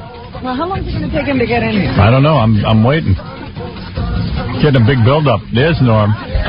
Norm's like Madonna. He makes you wait. Like, hey, Norm. How you doing, man? What's happening? Hey, Howard. Hey, man. Oh, my God. Look at Rosie. Giant head. That's the Rosie O'Donnell spinning head. How many? That's her actual size head. How many jelly beans do you think are in her head? There's no. Take a guess. If you guess, what do we give him? We're going to give money to his favorite charity. All right. Not a lot. You don't have a charity. Yeah, I do. I have AIDS, but only pediatric AIDS. Right. You don't care if adults get AIDS. You make sure it only goes to children. Yeah. Only the innocent victims of AIDS. Right. I would say there'd be about 6,108. Is that even close? You are incorrect, Norm. You are incorrect. Oh, well, those kids lose out. See, I didn't know you got into. Did a public relations person tell you to get into charity work so people would like you? No, I'm not into charity work. You're not. You don't even have pediatric AIDS. No. Charity. But that is a good thought. Do you give money to charity at all? No, I give money to homeless guys in the street. I see. No, but if we were to look on your tax form from last year, yeah. And there's a certain amount you can deduct for charity. Right. Right? They say, like, a guy in your income bracket. I mean, you make pretty good change. I made... how much you make last year? Last year? Yeah. I think it was $1 million. All right, so you made $1 million. All right, I would you guessed $1 million. Yeah. And after taxes, you probably bring home about, what, 500,000? I have to give a lot of money to my agent and manager. And you have a manager, too? Yeah. Why do you have a manager and an agent? Why can't you just have one? I think you can just have one. Right, but why do you have two? Is your career so scary big that you need two? When I sign, they tell you need all these guys. Right. Who'd you sign with? Yeah. This guy, Ray Rio. Yeah. Brillstein Agency. He's your manager. Yeah. He's going to get you work. I don't think they do that. They just take money. Yeah, I think so. Right. And what does he do? What is his job? To go around Hollywood and talk you up? No, I think the agent phones the manager and goes, "Hey, somebody wants Norm to do something." Right. And they discuss it. Me. Right. So if the guy told you needed a guy he could call.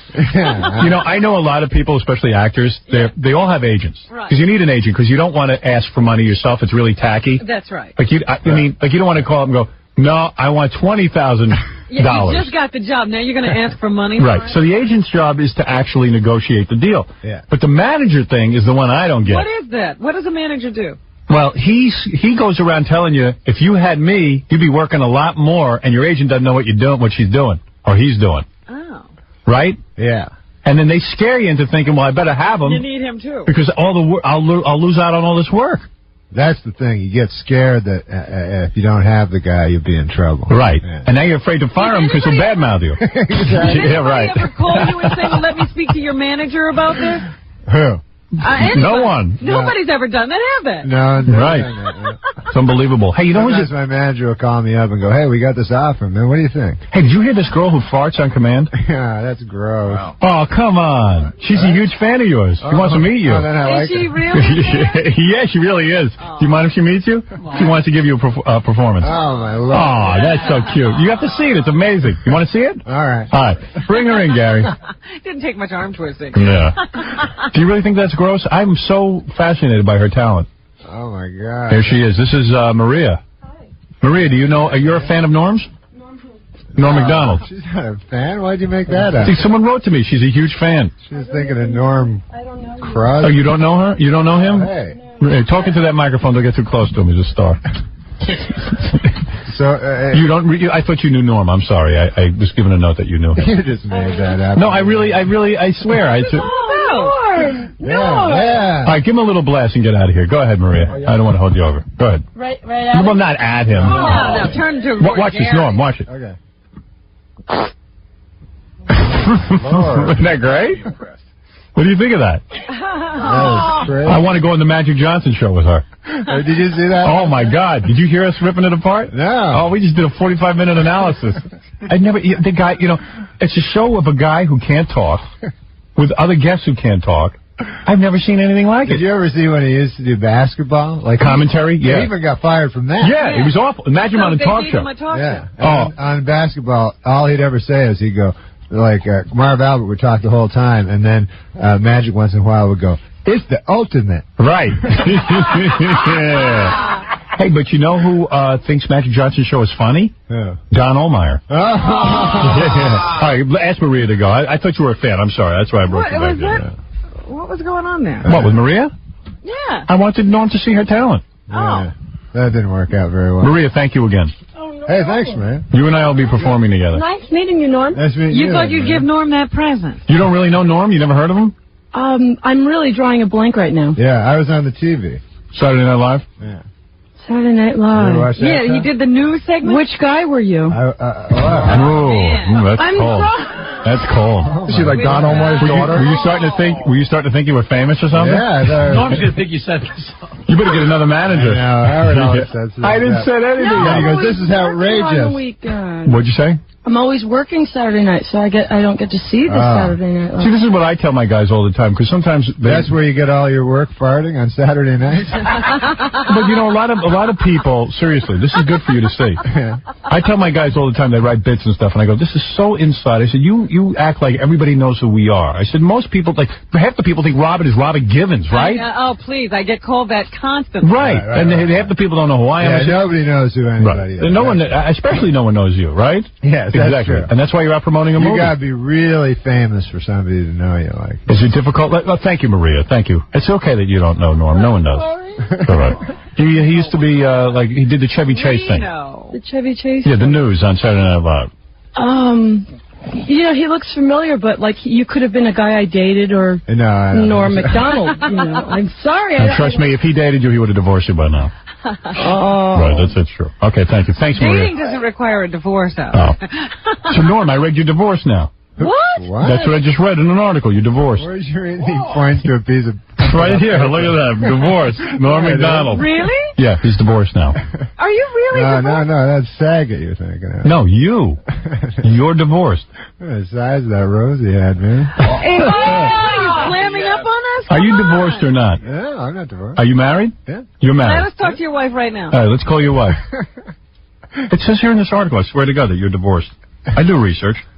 Look, you want me to read it? Sure. What are you getting uptight for? I'm not. I don't know what you're talking about. You want a drink? Drink? Is he got a problem? I don't know. That's what they were saying. At college. Yeah, we haven't seen you in so long. I know. I wanted to come in. But Speaking of which, Busy. talk to him about that Letterman thing. Before I now have this guy that's a publicist. Right. So I always tell him, "Hey, man, why can't I go on Stern?" He's like, "No, you got to go on at the right time." Right. I know. Is that this show needs timing? Yeah, what's up? It's, weird things are happening to Norm, and every time something weird happens to you, the next time you're on Letterman. And I'm like, we have 15 times the size of the audience of Letterman. I want to come. And you're rushing to go on Letterman. So you're listening to this publicist? Yeah. Who's the publicist? Some guy from the movie studio? Yeah, no, he's or is he your personal publicist? No, it's a girl that's in the green room there. Well, let me talk to her. What the hell's her problem? Yeah. Her name's Amy. Yeah, well, tell Amy she's full of it. Oh. I'm serious. Got to go on this show at the right time. Yeah, what's that? All right, so let's talk about everything that's happened. Yeah. All right. Number one, you went to do some college show in Quinnipiac. Yeah. Quinnipiac, that's how you say it. It's Quinnipiac? Yeah, Quinnipiac. That's right. Am I right? It's a college. Yeah, Quinnipiac College in Quinnipiac, New York. Right. So anyway, so you go up there to do a show. Yes. And you go out there, and they say you're so drunk, you can't get through the show. Yeah. Wow. Right. Is that true? No, that's not true. I believe that. It certainly doesn't make any sense. No, I don't drink very much. You don't drink at all? No, hardly ever. So what happened? Well, a lot of times people on stage will think that I'm drunk. Like I often get that. Right. people go, "Hey man, you're wasted." You're like Cheech and Chong. They weren't really high. They just acted like they were high. Really? Right. I think one of them was. Which one? Everybody in the college where I went, everybody was drunk. Like they were all drinking beer in a beer tent since noon. Yeah. And then I went on. And then sometimes my shows go real bad. Right. And you like that.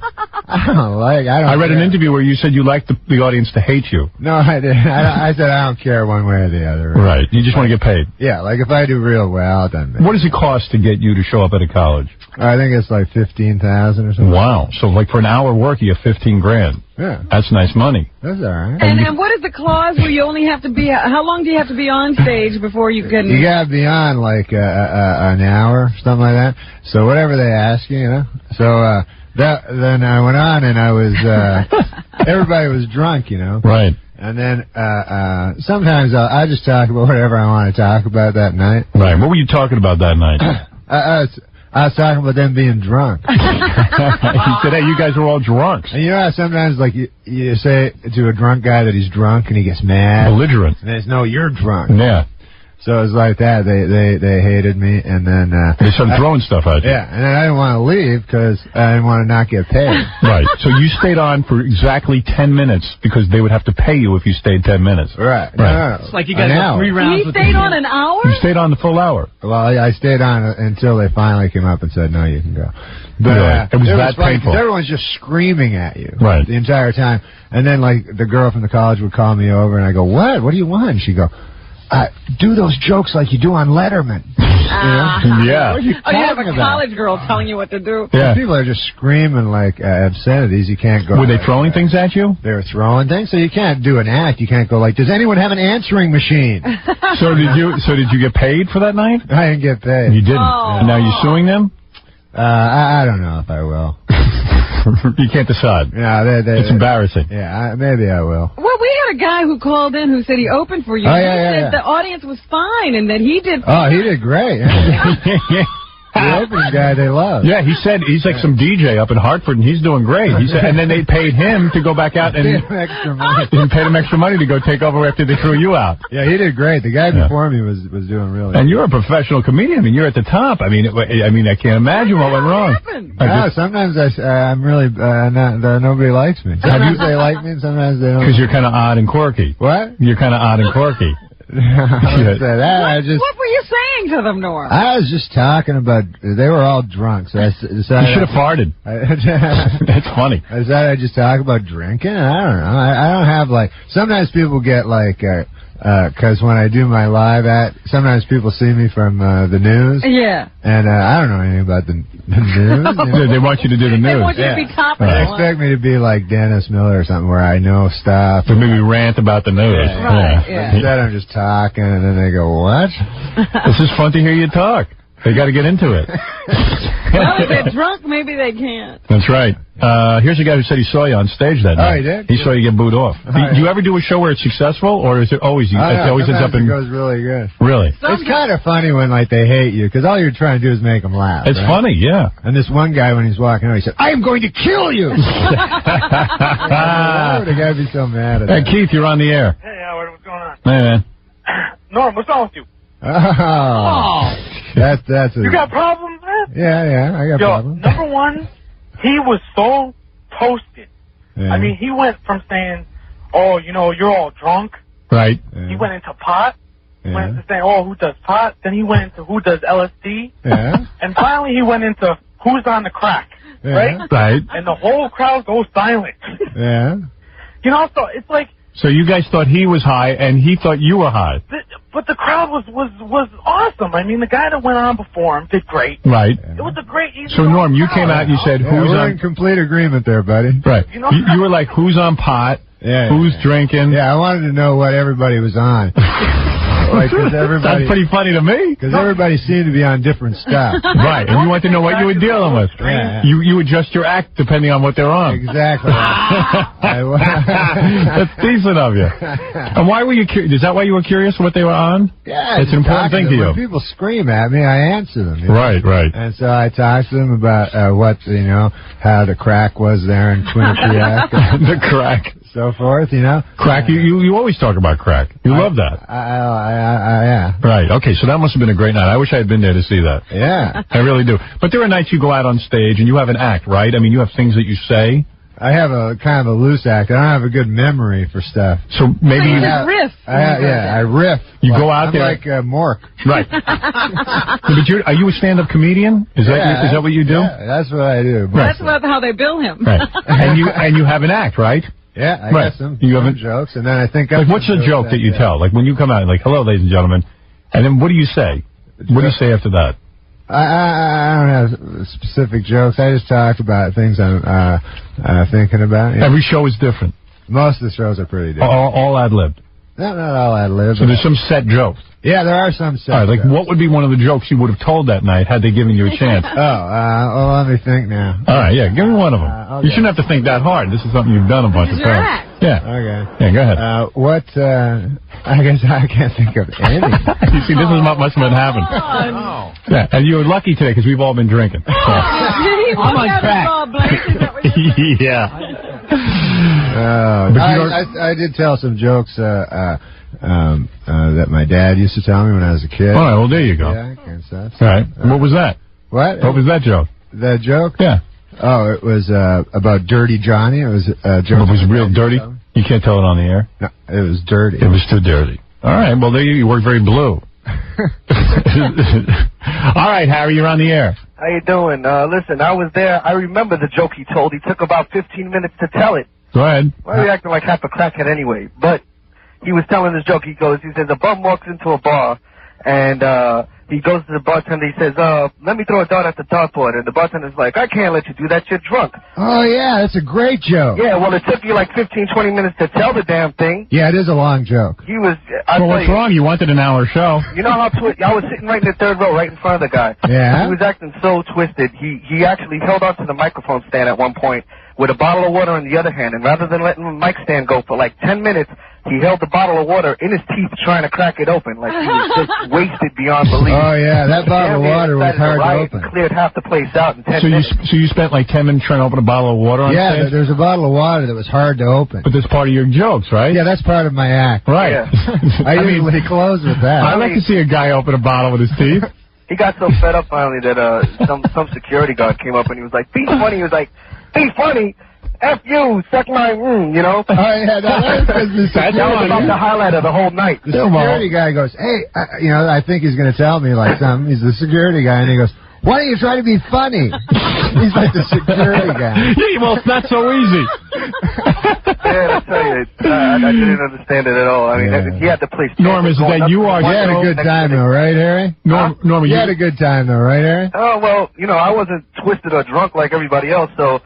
I was just waiting to see when somebody was going to, like, chuck a chair at your face. So everybody was drunk. Norm, is it like an Andy Kaufman bit? In other words, that people will be talking about you forever, like, because of this great night? No? Was that what was going on? No, it was just a guy Far from it. He had to be escorted off practically. He didn't even get introduced. He just kind of stumbled up onto the stage and stepped in front of the microphone. Nobody even realized he was standing there for a minute. Wow. All right. Well, it was a disastrous night, huh? Oh, my God. And what happens after a night like that? What do you do after a night like that? Do you just forget about it and go to sleep, or do you stay up at night going, God, I got to be better the next time I go out there? Yeah. Did you do any dates since then? Yeah. No, I think, I did some dates since then. Yeah. How'd those go? They went all right. Yeah? Did you try to open the bottle of water again? That's not a set piece in my act. Jake, you're on the air. Hey, Norm, this is Jackie. You can't tell Dirty Johnny jokes. They're mine. All right, come on. Do you have a question for Norm? This is very serious. The guy's got a movie out. Norm, how do you get Bob Saget to direct your movie? Comedy. I hear you're at war with Bob Saget. You weren't happy with the way he directed the movie. Is that true? You heard. Is that true? Are you happy with Bob? No, I like Bob. I saw him before when I was like Don Ohlmeyer. I saw Saget when I was like 12 years old. He was the first like club comic I ever saw when I was a kid. And he was very dirty, right? Yeah, he was dirty. Yeah, he's a funny club comic. TV shows, and right? Stuff. And funny shows. So then after the show, yeah, but a guy does things for paychecks. What's going on in your personal life? Are you married or not? Yeah. You're married. Yeah. And no divorce. No, I'm not divorced. I swear I read this in this article. It's not an article. Here it is, right here. What is it's an interview. I'll tell you what it says. It doesn't. Were you divorced at one time? No, never divorced. Yeah, this interview is one of the funniest things I ever read. You do a routine in there that I just had to laugh at. Why? What is it? They asked you who your favorite superhero was. And I said, this is a brilliant answer, because most guys would go, you know what? I don't care. This is a dumb question. I'm out of here. Right. But Norm had an answer. He says, I like this guy in the Fantastic Four. He says, you know who the Fantastic Four are? He says, there was one guy called the Thing, all right, and he was like made out of rock. Yeah. He looked like a thing, so they call him the Thing. And then they had this girl who could turn herself invisible, and they called her Invisible Girl. Right. Then there was a guy who could, like, turn into flame. He was the Human Torch. Human Torch. He says, but there was a guy who could stretch himself. Like, he could stretch from here to the moon. And you think he'd call himself, like, you know, Mr. Stretch Man or something like that. He called himself Mr. Fantastic. Just so he could be the leader of the Fantastic Four. I mean, what a huge ego. Mr. Fantastic. You don't call yourself Mr. Fantastic. I mean, that's balls. So you like him. You identify most with him. With Mr. Fantastic? Yeah. No, it's just this guy. Sometimes interviewers ask you crazy questions out of the blue. And then it says something else interesting here, aside from your marriage. It said that on Weekend Update you had edgy material, but they wouldn't let you use it on Saturday Night Live. Like the picture of that Vietnamese girl running down the street. Remember that one? Where she's like all naked? Yeah. He wanted to put that up and say, hey, look, Woody Allen's dating again.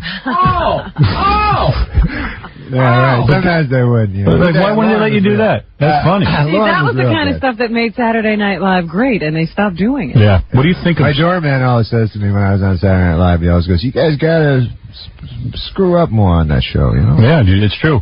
Do you you watch Saturday Night Live? No. You haven't seen the guy do the Weekend Update? I have seen him, yeah. Oh, you have seen him? Yeah. Bad? I saw him, like, because when I was still he was forced still to be on the show, yeah. he was doing it. And how did it make you feel when you'd sit backstage and watch him doing your segment that you love doing so much? That's all right. Oh, come on, man. Just let me in, man. No, I would have rather been doing it myself. All right, so you would watch it and you get all angry? Not at him. Yeah. I would get angry at Colin. Didn't it make you drink? Did you ever shoot at the TV like Elvis? No, it made you upset, right? It's hard to see. That's torturous to make you sit there and watch a guy do your thing. Yeah, it was hard to be at the show while it was happening. Yeah, I've said it a million times, man. You're 10 times better at it than him. I mean, it's no contest. All right. All right? I spit on my TV when I watch that. All right, let me see if I can find this part about your marriage. Hold on. Here it is. Hey, Artie's here, man. Why can't we bring him in? Who's Artie? He's in the movie. Oh, he's in the movie with you? Yeah, bring him in. I don't care. I'll ignore him. I know who he is. Yeah, you like Artie. You'll remember. Artie what? What's his last name? He's Artie Lang. He used to be on the Mad TV show. Well, here's what it says. I'm going to find this. Hey, every interview I do, they go, hey, when are you going to be on Howard's show? So Here, listen. I'm not going to be on Howard's show. You are divorced from... that TV show. You're divorced... We got that question, too. You're divorced from Connie McDonald, and you have a 5-year-old son. Let me see that. It doesn't say that. Right here. Connie McDonald. Is that your wife's name? That's my wife, yeah. And you're not divorced? No. Oh, really? Are you sure? It doesn't say the word divorce on that. It says it right here.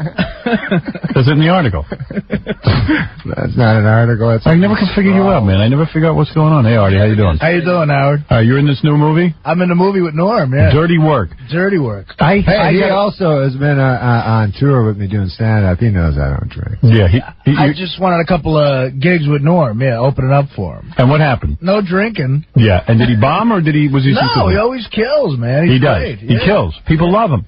And Artie would know if Norm was... Because Artie's had his rehab problems, right? Yeah.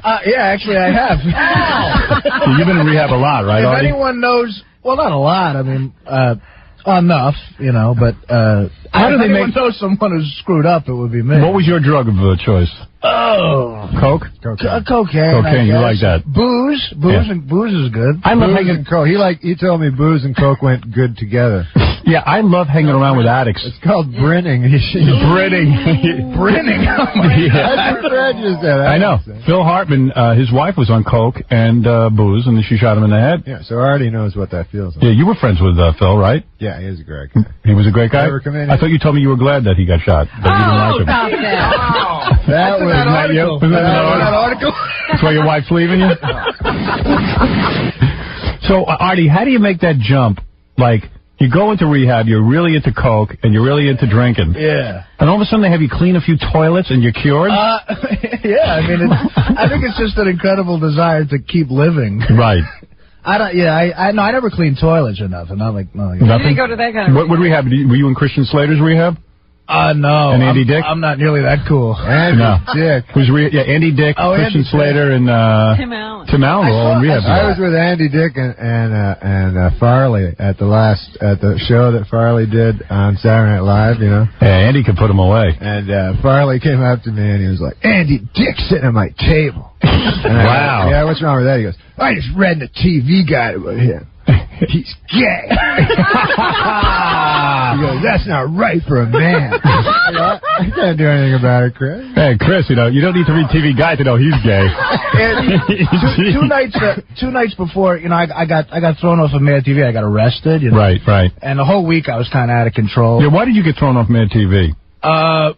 Because I got arrested for possession of cocaine outside the studio.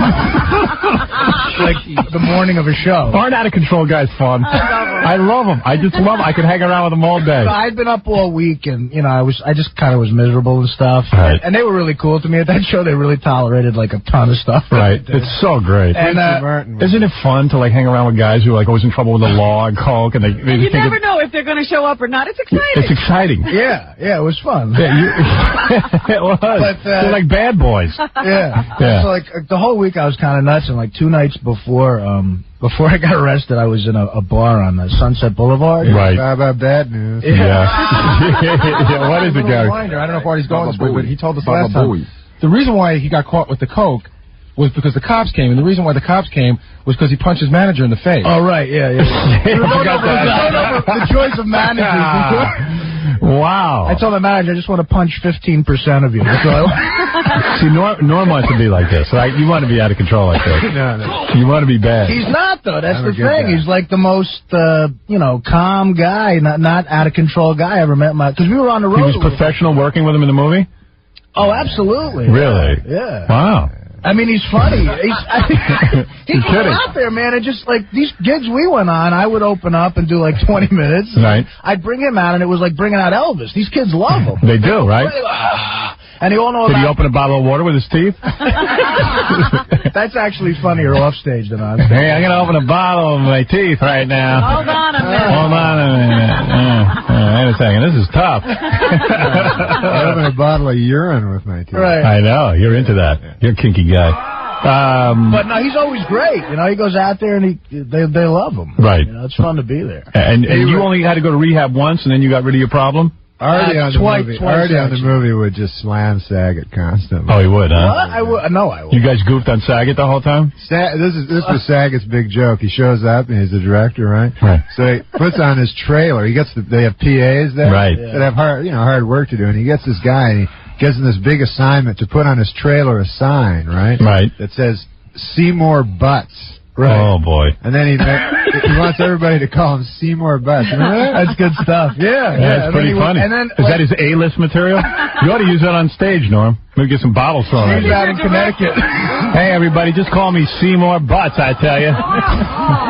So Bob Saget was trying to fit in with you guys and be irreverent and wild. Crazy. Right. So he hung Seymour Butts on his door. Well, I was just afraid of, again, I mean, I was always good to Saget. I mean, because he put me, Remember Saget when we needed him and he was at the Lilith Fair? Oh, get out of here. One night, like Norm That's for women. Because we were up all night, like, writing and working. He went to Lilith Fair? Yeah. The chick He's thing? trying to pick up women. No, he brought a girl. He brought a girl. Really? Yeah. The girl that was in the movie he brought to Lilith. Oh, He yeah. went with this chick that was in the movie, and Norm was up to like 3 a.m. like with the other two writers. Working. Rewrite, make hey, stuff how's it funny. going? You'd hear like Sarah McLachlan squawking.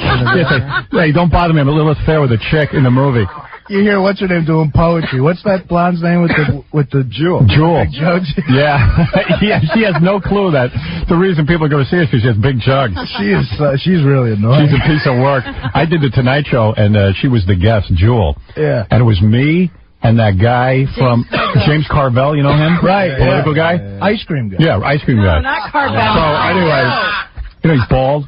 Yeah, So anyway, we're doing the show and everything's going smooth, and we go backstage, and I think my movie was opening that night. I was inviting Jewel to go see it with a bunch of us. Because she's got big jugs. She does. Yeah, she's really She's got cute. bad teeth, too. And she's Bad teeth and big jugs are great on And a Brooke. giant ass. Yeah. But they hide it. So anyway. Sounds like Artie. We're backstage. Wait a second. Yeah, Artie, I'll go out with you. I have great teeth. So wait a second. We go backstage, and all of a sudden she goes psycho. She turns around to James Carvone. She goes, "You, stop staring at my breasts. I know I have breasts. Stop staring at them." This is backstage. I went, this chick's nuts. The guy wasn't doing anything to her. What do you think of that? I laughed at you guys last week when you were playing her poetry. Oh. And you played it for like 30 seconds, and then out of nowhere you just said, "Why didn't you write a poem about her jugs?" That's funny. Because that'd be good. That's very right. funny. Anything good she wouldn't do. And now she's an actress, Jewel. Who cares? Snaggletooth. Who cares? You guys ever bang her? Well, did I ever? Yeah. Yeah, She was in at the rehab show once, and she goes, she saw me in the hall, and she goes, "Oh, I have the biggest crush on you." She said that to you? Yeah. So then she goes, "I'll see you at the party." So I go, "All right." So I show up at the party. Right. She's necking with a French dude. I guess she had a crush on him, too. Yeah. I don't want you. Yeah, I know, because I thought I could get her. She gives you that impression. Really? So that's why I said, hey, maybe come to the movie You opening. were inviting her around. And she said, okay, I'll go. And then 2 seconds later, she goes into her room to change, and I guess her manager and stuff was there, and they straightened her out not to go with me. And she came back in, and she goes, "I'm sorry, I can't go. I just remembered I have to go to bed early." She's a great excuse Yeah. writer, too. Yeah. Oh, man. That's terrible. That was really a drag. So she's blown all of you off. Yeah. I never met her. Trust me, she ain't going with you. I think I could close that deal. You do, huh? I do, yeah. Yeah. I just appreciate her poetry. So don't you think that's kind of unprofessional during the making of Dirty Work that Bob Saget's dating one of the chicks in the movie? You're not supposed to do that. I don't know if they were dating. Were they dating? He took her to Lilith Fair. I mean, Saget was trying to date her. You know what's so funny? Because he comes here and he's like, "Oh no, this divorce stuff is really hard. It's very painful." This is the funny part. Like he's like a real gentleman with women and everything. Yeah. So he'll go after them and after them and after them and wine and dine them, and then the girl will just have sex with the producer.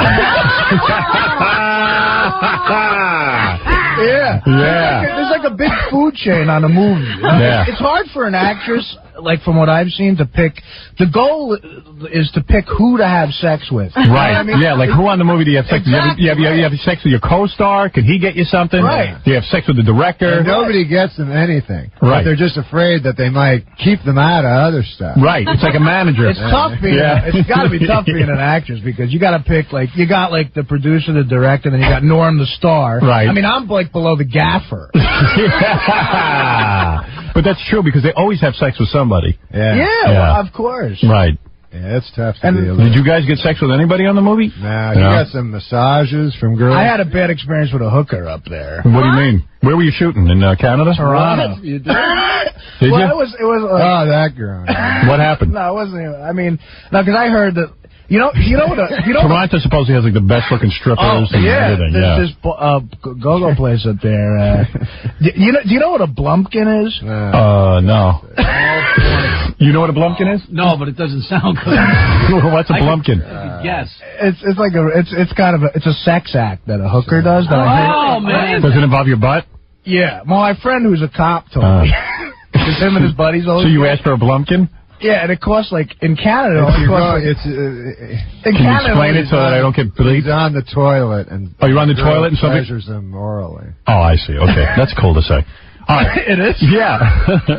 So you're saying Why that does somebody want that? Jackie had that. He's into that too. Well, I heard Jackie dreamt A blumpkin is when a girl pleasures you orally while you're on the toilet. Right. Okay, go but ahead. I never got one. I wanted to get one. Right. And, you wanted a blumpkin. So I kind of asked. How much do they charge for that? Well, it's $2.50 Canadian. And you don't have that kind of money. No, I was getting per diem. Right.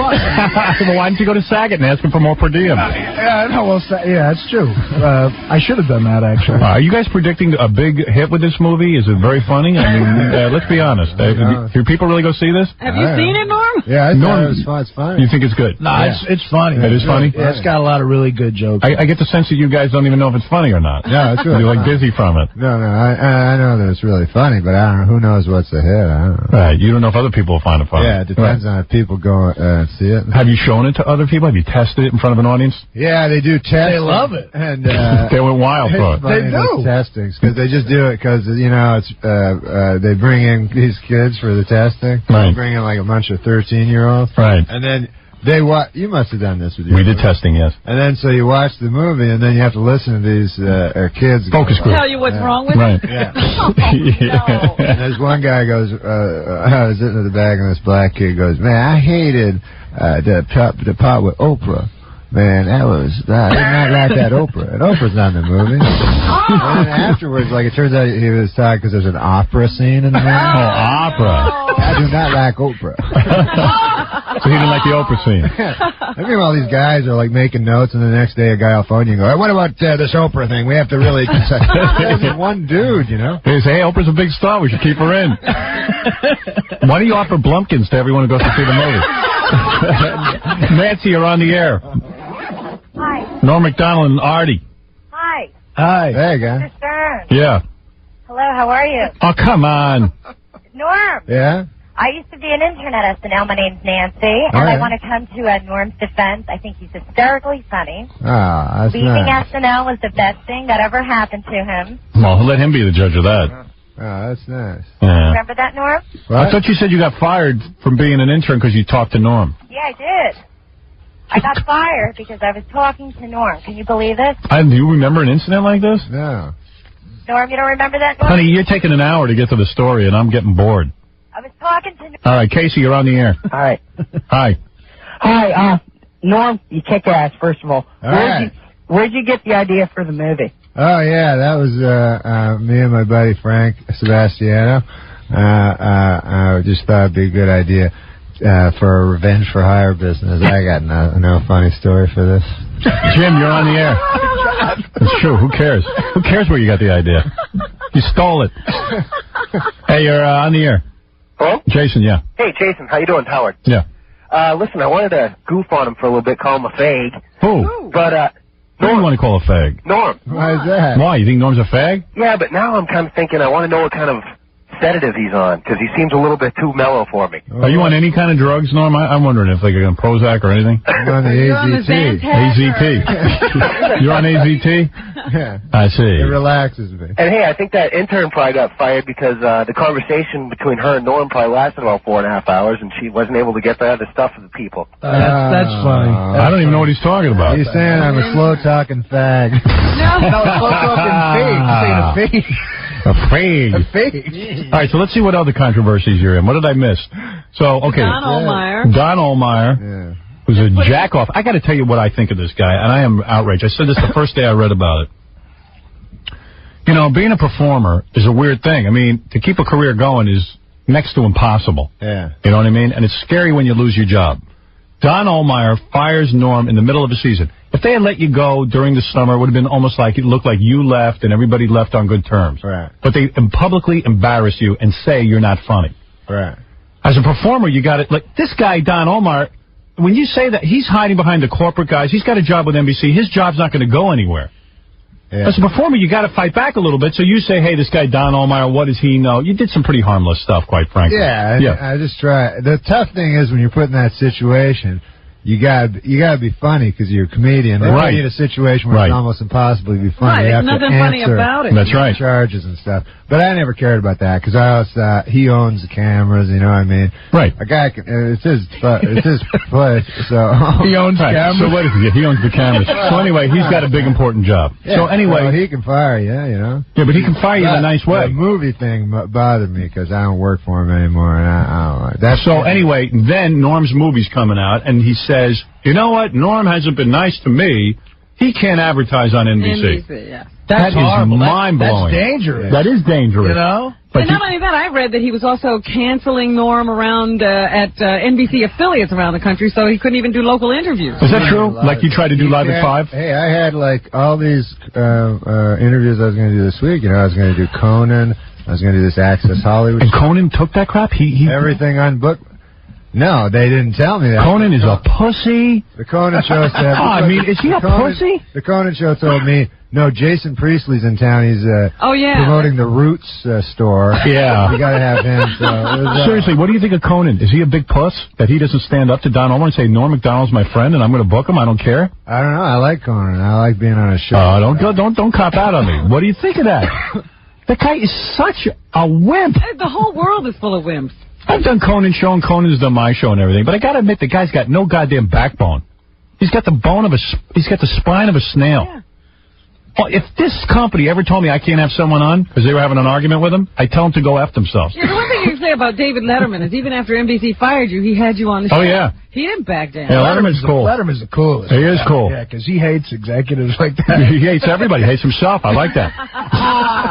You can't trust a guy who loves himself. That's why you and Letterman were always the coolest to Norm in that time, because you guys talk the truth, you know? Yeah, we're not afraid of these guys. You know what I'm saying? This guy's really putting down the hammer, yeah. This other guy, Bob Wright, that's his boss, he said it was all right, even though... Well, it's ridiculous. I'm not getting booked on these shows still. It's all right for me to have ads on it. Oh, you can pay them. What is it, Dick? Go ahead. Norm Macdonald's here. He's promoting the new movie Dirty Work, which opens June 12th. Artie, what do you play in this movie? Norm's buddy? I play like his best friend, yeah. Yeah, that's good. No, my brother. Do you know what part you played? Artie. I Artie, you didn't know? But there's a plot twist where we find out we're brothers, which evidently... Don't tell them that, you retarded. What are you doing? What, are you retarded? Yeah. You're not supposed to say that. You just told them That's the ending. Norm just told them That's the whole ending. That's actually in the middle. Oh, well. Yeah, that's pointless. Let's go see Now the you ruined show, it. for God's sake. Because it's kind of like the Crying Game, this movie. Is it? Yeah, it's got secrets. Right, exactly. Yeah, you don't want to ruin it. It's a big surprise when we learn that Artie has a dick. That's the big punchline. What is it? Speaking of dicks, here's Dick. Dick, go ahead. Yeah, Norm, are you drunk? What? You sound like as if you're drunk. Yes, that's right. No, I understand. I've always had that. People always think I'm drunk. You always think you're drunk. Yeah, this is why, because I talk, I slur my speech, and I always smile. So people always wonder why a guy's smiling. Dude, I saw you on Regis and Kathy Lee. Oh, you saw that? You know? I saw you on Regis Kathy Lee. Oh, no, you're there. I think you really were drunk for that. What? Yeah. No, seriously, because people do No, things. you got to do all these shows. Yeah. That worked out pretty good, though. You got to do all these shows when you're promoting. Yeah, when you're doing a movie, I guess you got to go everywhere. Yeah, you got to go everywhere. Regis and Kathy Lee wouldn't have me on. They were like Don Omar to me. They would? Yeah. They don't want me. For the movie? Yeah, they don't want me. Oh, wow. They don't own networks. Because the stuff you said about But aren't there shows where Kathy Lee's not there, so maybe you could have... No, would you ever hear what he said about Regis? Yeah, I said lots of bad stuff about both of them. Well, maybe Rosie O'Donnell, a guest host, and you can go on. Yeah, she's a real fan of mine, too. I'm going on the Magic Johnson show. I've banned myself from all these talk shows. That'd be funny. I won't even do Letterman's called me 20 times. I'm sort of like, after my movie, I was a little overexposed. I want to back off. Yeah. But I said I'm not going to go on these shows, but if Magic Johnson will have me on, I will go on. You got to do that. I would do that show. Are you doing the Magic Johnson show? Are you booked, Norm? No, me and Artie watched it last night. Oh, my God. What was your pitch for the night? Because Artie was up for the sidekick. No, I had a deal with Fox to do like a show, and I shot a sitcom that they didn't pick up or nothing. Right. But my agent called me up and said that Magic Johnson may want to meet you, to be his sidekick. Yeah. Do your impression of Magic. Yeah. It's like, what? Oh. Hello there, Mr. Fox. Not to be so kind as to tell me where the cue cards is. It'd be good, because he practically talks like And it'd be funny, like, you get hired for the job and you wear a spacesuit, so when you have to sit next to him because you're afraid of getting infected. Did you notice, though, that when he when he kissed Whitney Houston and stuff, there's a certain distance. Even Arnold Schwarzenegger, when he took his hand, he kind of... Yeah, I don't want to get infected. Schwarzenegger's not going to get involved. That is something to watch. Does he kiss on the lips or does he kiss on the cheek? I was going to kiss on the lips, but I don't want to get infected. I want to be big. Because he has a hole in his heart. Who? Arnold Schwarzenegger. You know that? Yeah, that's right.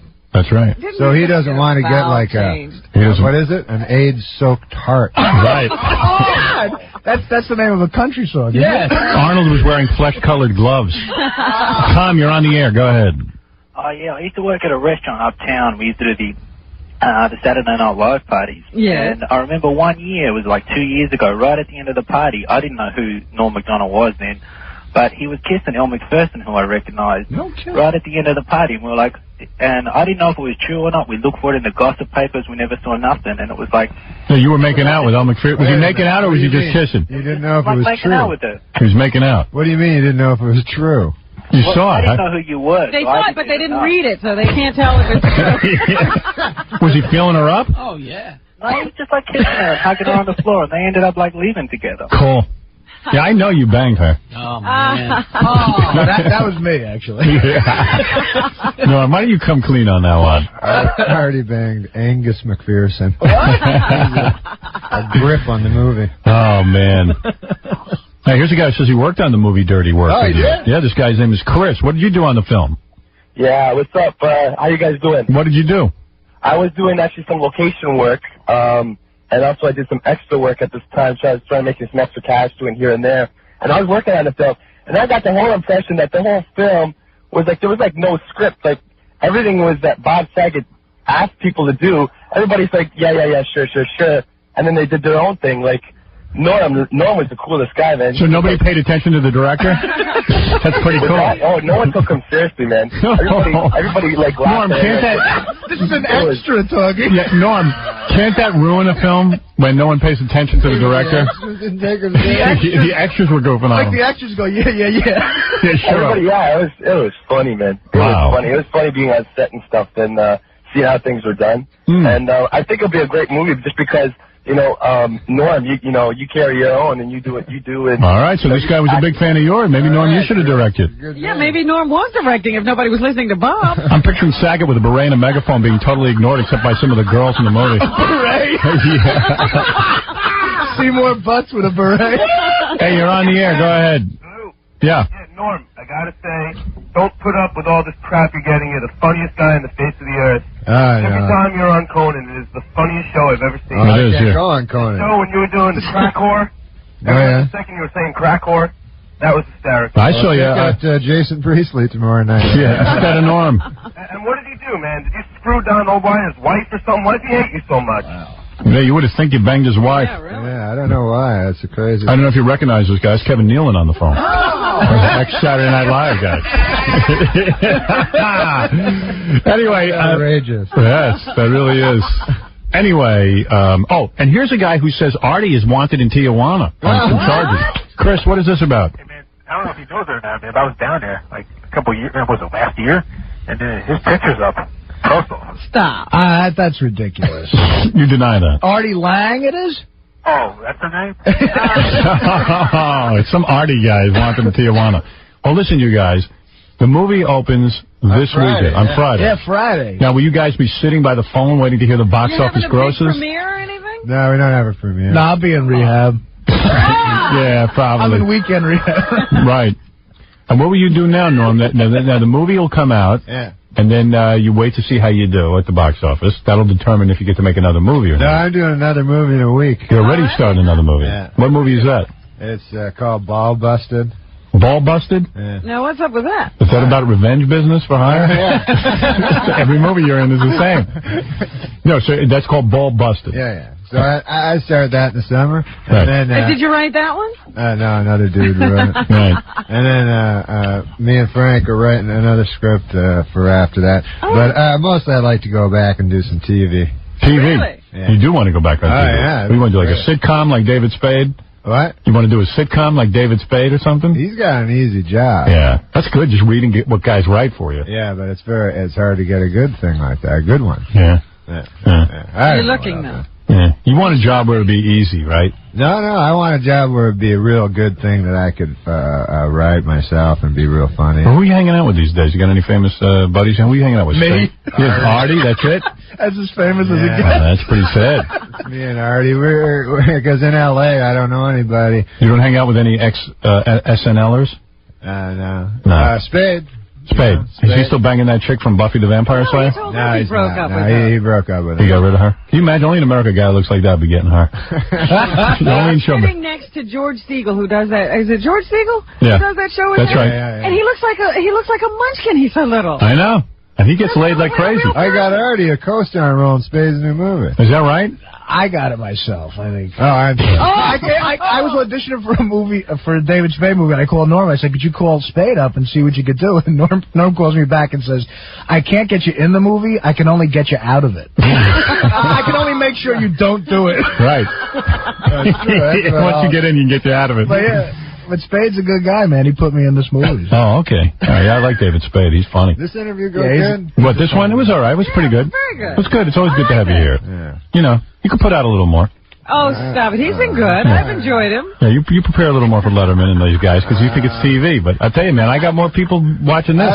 This is my favorite show to do in the world. I know, man. I always say good things about it because every damn guy that interviews me is like, when are you going to do you going to be on Howard Stern? I go, no, I never said that. Howard never said that. Hey, you know what was weird? Howard's great. When I did the no, I love you. You know that. And the thing is, when we did the press conference to announce my CBS television show, you introduced me and then you just ran out of the place. No, because I didn't want to get. I didn't want it. Because I said, told you Gary tried to get him to do something, and he didn't want to do it, so he left. Right. Because I went, hey, I just want to thank Norm, and everyone said, Norm's gone. Kind of was like, whoa, what'd I do? Gary was trying to get him to do some announcement. Right. In the middle of it, like something brought to you by something or other. Yeah. Oh, I didn't want you to do that. I just wanted you to get up and, like, jam with us a little bit. I know. And then all of a sudden, I was Ed McMahon. He said, just do this Alpo. And I could see on Norm's face when he was listening that he really didn't want to do it, but he kept saying, I can do that, I can do that. Yeah, Gary ruined it. You might have hung out otherwise. Well, anyway, listen, you guys. I wish you a lot of luck. It's a great endorsement. Yep, Norm Macdonald. He's in the new film Dirty Work. The movie's really funny, man. Yeah, really he wrote the film. And Saget did a good job. He did do a good job. He did. You listened to him sometime. I did. I mean, I'm nobody. I was afraid of getting fired and going back to rehab. But Norm, you didn't listen to Saget, right? Well, Saget would do things like he would. Remember, he'd do those things where he'd go and whisper a thing in our ear. Yeah, he'd whisper. He would like give direction by whispering something. Like right before you, because you have to memorize these lines in your head. So annoying. And right before he come up, and like it'd be fun if you didn't have to memorize stuff. Yeah. And he'd whisper in your ear. He'd go like he'd want you to be mad in the scene or something. So he'd go like, "I hate you." And then I go, I don't care. He'd go, no, I'm getting you mad. And I go sit on your chair. But then he would say something really, but he would come up to you and go, okay, in this scene, start the car. You go, Bob, there's no car in the scene. I know.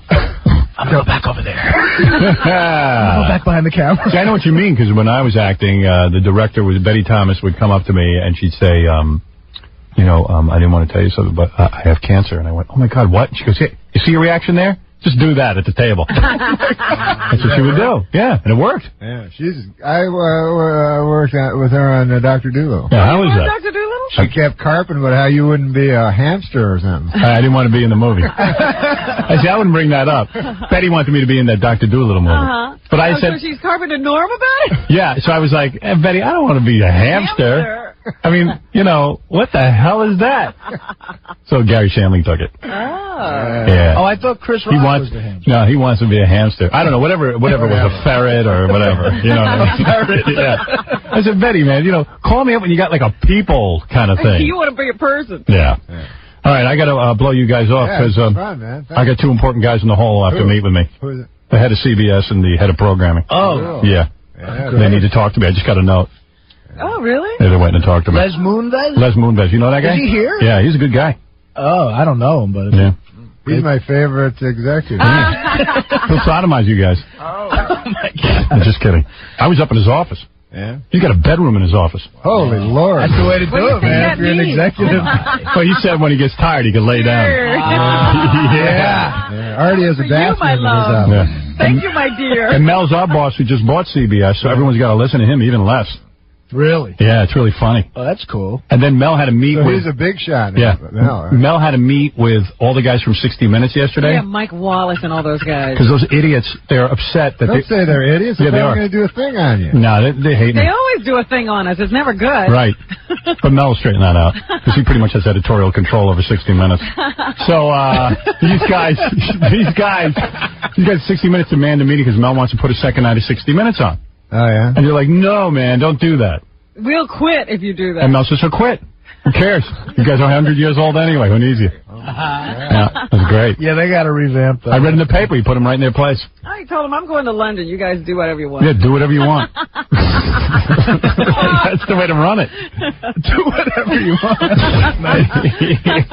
Do whatever you want, Morley. All right, listen, I wish you guys luck. Yeah, Norm. man. Norm, good luck, man. Thanks, man. Seriously, with the movie, I'm pulling for you. I'm going to go see it this weekend. You are really? Yeah, really. Yeah, of course. How can I not go see it? I'm a fan. That's cool. Yeah. That's cool. And we'll go check it out. And I'm going to go talk in a hall of these guys. Okay, man. All right, man. I'm going to watch Mel call Mike Wallace a crater face. All right. And Artie, good luck to you, man. Hey, thanks. Yeah, good seeing you again. Yeah, thanks for letting me in. Sorry you didn't get that Magic Johnson job being the sidekick. That would have been really cool. But he got the Blumpkin or whatever it's called. Yeah, at least you got a Blumpkin. The Blumpkin from Magic. Was the whore good looking? She was all right. She was all right. She's 250 Canadian. White girl? Yeah, sure. Oh, yeah. Oh, sure. Yeah. That's all he gets. 250 Canadian. What's that American? About $6. Yeah, it's about a six-pack of Miller. You guys going to go promote some more? I'm not. This is the only show that lets me... The biggest show ever is the only one that lets me come on. Yeah, that's what they're all afraid of you. All right, Norm. Thanks, man. Thanks, man. Thanks, Artie. See you, Howard. Right. Thanks a lot. Is your life a mess? You don't even have a husband. Is your marriage failing? Whether I have a husband or not, I can tell you one. Where are your kids? You see, you don't have a husband because your husband left you when he cheated. Just talk to Howard Stern. Talk about the man who had to go find another woman because he couldn't take the constant rattling in his head from your voice. The Love Doctor. You're disgusting because no man can live with you. You're a very sick man. That's right, I'm very sick. That's how you make your money, being sick. You're a big, fat, divorced woman. Yeah, right. That's what you... Who is miserable with her job and her life and only wishes she could have sex with me. He gives hope to the heartbroken. First of all, let me tell you, don't call me a moron. And heartburn to the hopeful. You liar. All I know is that really wasn't nice what you said. He's the Love Doctor. What's it like to be so alone? Howard Stern. We're back with the Howard Stern Show. Here's Howard. 95X. Yes, I do. Let's hear now an example of correct microphone placing. The Howard Stern Show. Hey now, baby. Yeah. Come on. Hey, tomorrow, What's My Secret with Howie Mandel. They're giving him a TV show. I don't know, man. There's so many new TV shows. The Singing Psychic will make her predictions. Governor Pataki's going to stop by this week. David Lee Roth, Ivan Reitman, Paul Rodriguez. You name it, they're here because we can at least speak English. What happened to you? You have a coughing fit or something? I saw that was going on. I was trying to talk to you. What? Would you have a coughing fit? I think I'm choking to death. Yeah, because I was trying to talk to you during the commercial. And were you? Yeah. I couldn't even hear you. I was coughing I know. so loud. I saw what was going on in there. It's just like you were with Johnny Watt Holmes. Oh. Well, I may not make it through. Would you swallow something weird? Yeah, you're trying to eat really fast around here. I know that feeling. Maybe you're allergic to Mel.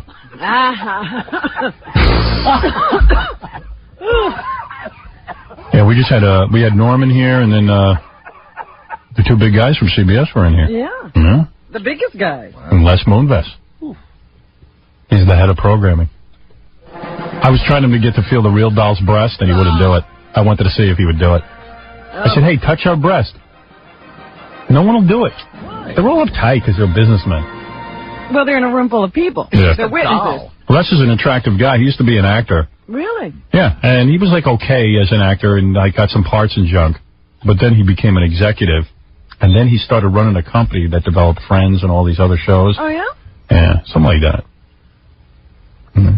And then they made him the head of CBS programming, which is a great job. That's a good one. Because you get a really big office, and you have a bedroom attached to it. Right in the building. Yeah. Attractive guy, right? Were you attracted to him at all? He's a very good-looking guy. Yeah, I could see you were putting on your airs. Yeah. My legs.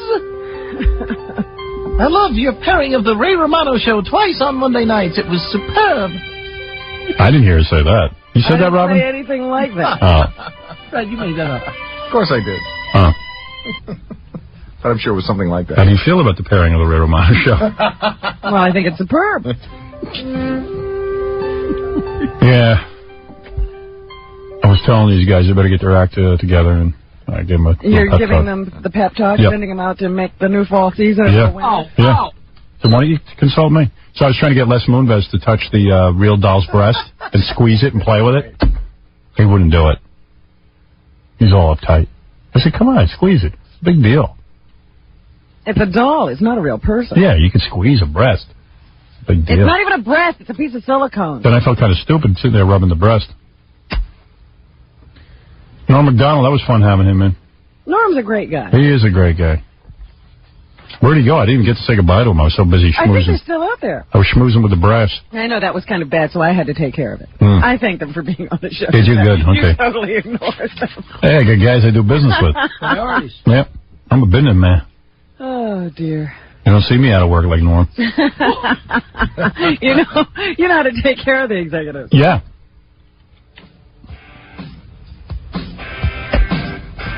And even Les was saying, hey, I'm a big fan of yours. And Norm was like, yeah. When he walks Norm out. does not schmooze. No, he doesn't have to schmooze at all.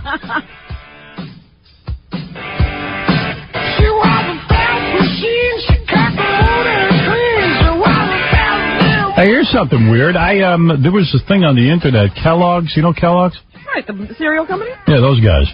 They did a thing. They're trying to figure out, like, who the next big, because they got cereal boxes. They put people on the cover and stuff. So they did this thing about Americans and who they admire. Yeah. And who are the best motivational figures? Who motivates you to go out and buy Right. or to be better than you are? So, like, Christopher Reeve motivates America. To do what? He inspires them. Richard Simmons inspires people. Oh, dear. Americans are in bad shape. And Regis and Kathy Lee inspire people, morning television people. And they say the one radio personality is Howard Stern, Yeah, I would imagine. the leading DJ. Are they going to put you on a cereal box? I don't know. Yeah, they probably still won't. Like, give me a Kellogg's commercial. I'll do it. Yeah. I would like a commercial where they pay me a bunch of money to just say I like something. Why not? I got asked to do some commercial endorsements in my career, but they were always kind of lame. Like, I was one of the original people asked to be in one of the milk ads with a milk mustache. But they wanted to make me part of, like, a series of people. I said, I'm not interested in that. I want my own product. I don't want a lot of money. They told me to go F myself. Only two criteria. Yeah. Want to hear a Magic Johnson joke? Some guy says he has one. I don't know what it is, though. Yeah, Tom? Yeah. Go ahead, quick. What's Magic stand for? What does MAGIC stand for? Right. What? My ass got infected, Coach. Oh, boy. That was bad. That was bad. Yeah, if you're going to tell us a Magic Johnson joke, make it a good one. Right. Sure, it's bad enough. What is it, Joanne? Hello? Not there. Want to talk to a guy who's smoking pot right now? Oh, you know how that works. Jake? You there? Hey, I'm here. You smoking pot right now? Oh, not this very second, no. It's like only my third time listening to you, so. But, I don't know. I have nothing intelligent to say, obviously. Then why did you call? I don't know. You smoking pot? Well, I've been on hold for a couple hours, so I kind of lost that thought. How old are you? How old am I? Almost 27. And what do you do? What do I do? As in what? Like, how do you afford the money to buy pot? It's really great talking to a guy on pot. I'm not like very chronic or anything, Just tell me what you do. Oh, nothing. Oh. See, my mom never understood why I smoked pot when I used to smoke a lot of it. I'd be like, well, look, listen to this guy. I'm like sedated. I could handle you. Oh. I could handle your constant. She didn't know she was that tough. Yeah, right. I have a disability, too, though, so. Yeah, that's cool. And what's your disability? It's a pot. What is your disability? It's a juvenile form of arthritis. You have baby arthritis? Well. Dang it. What's the matter? You're not man enough to have real arthritis? It's juvenile arthritis. 20-something arthritis. Call me back when you grow up. I got some juvenile arthritis. I'm a little disabled. I'm a little bit disabled. I got a little bit of arthritis. Got a little of everything. It's hard to roll those joints. He rolls them with his feet.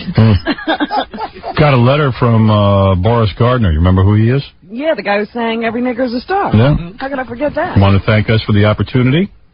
He says, since my appearance on the show, I have had numerous queries about Every Nigga is a Star. Thanks to the exposure on your show, I have considered re-recording the 30-year-old track to a reggae rhythm, kind of updating it. Because whenever he finishes, he will forward us with copies. I'm not sure anymore, just I was tired before. The places that I knew were sunny and blue. I can feel it deep inside. This black but never dry. Said I have no fear when I say, hey, stop saying every day that every nigga is a star. Nice, huh? This isn't reggae? Every nigga is a star. I don't know. He says, if it were not for your discovery of the Dusty track, I might not have considered this project. In close, please find my most recent Let's Take a Holiday. Perhaps you should, too, by coming to Jamaica soon. So maybe I'll go out to Jamaica and hang with Boris. Boris. That'd be comfortable. Yeah, I thought we had gotten his other album. Every nigga is a star. This is Boris. Yeah. Right. Every nigger is a star.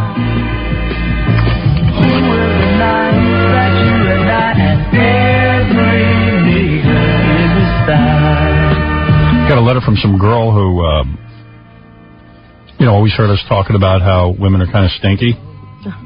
She says, well, let me tell you about guys, man. Hear us talking about that. Yeah, well, she said, let me tell you what happened to me. I don't even know if I can read this. Let me think if I can describe this. She did something to a guy that's kind of stinky. Oh. He, would put her tongue somewhere that's really stinky. Oh. You get the drift? Yeah, I know what you're saying. He said, I decided I wanted to explore a man in this way. You know. Yeah. Let me tell you, Howard, I'm a female, 22 years old. A lot of guys ask me out. I'm really good looking and I'm well educated and I've been to college and I've graduated. No, I've never been a stripper, but I must admit I'm a little on the wild side. And this guy and I had been talking on the phone for a while. One night while we were driving, I told him to stop the car. After we kissed for a while, I told him to turn around so I could suck his I can't say the word. We know what she wanted to do. Look, oh my God, Howard, the smell. I almost died. I drive a small car and I couldn't get rid of that smell for days. It was so horrible. When I came home, I couldn't even kiss my mom. Oh, that's nice. You're kissing your mom if you're kissing guys there. Really? I only put my mouth there for a minute. Well, who told you to do that? I told you not to be stupid, you moron. When I was with the guy, I only did it for a second, and I told the guy my car is too small. I made up something so I wouldn't have to do it. Geez, why don't guys wash their, Well, did he know this was going to happen? Yeah, Howard, if I could jump in, she did it wrong. Right, she didn't tell the guy she was going to be doing it. Right, it's the kind of thing like you're in the bedroom and then you say, hey, let's jump in the shower, and everybody gets a little cleaned up, and then you do that sort of thing. Right, you don't do it in a car.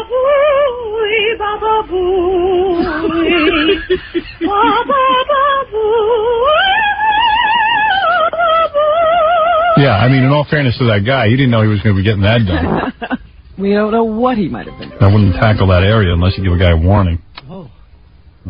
Yeah. And she's like, hey, bend over.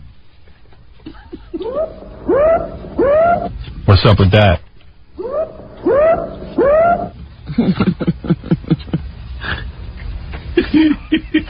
See, we're easy going. When we meet with the owners of CBS, we don't bust their balls like Mike Wallace. We don't tell them what to do. No, we don't tell them they can't have another show like this. Yeah, have as many shows as you want. We're not ball busters. Want to do some news?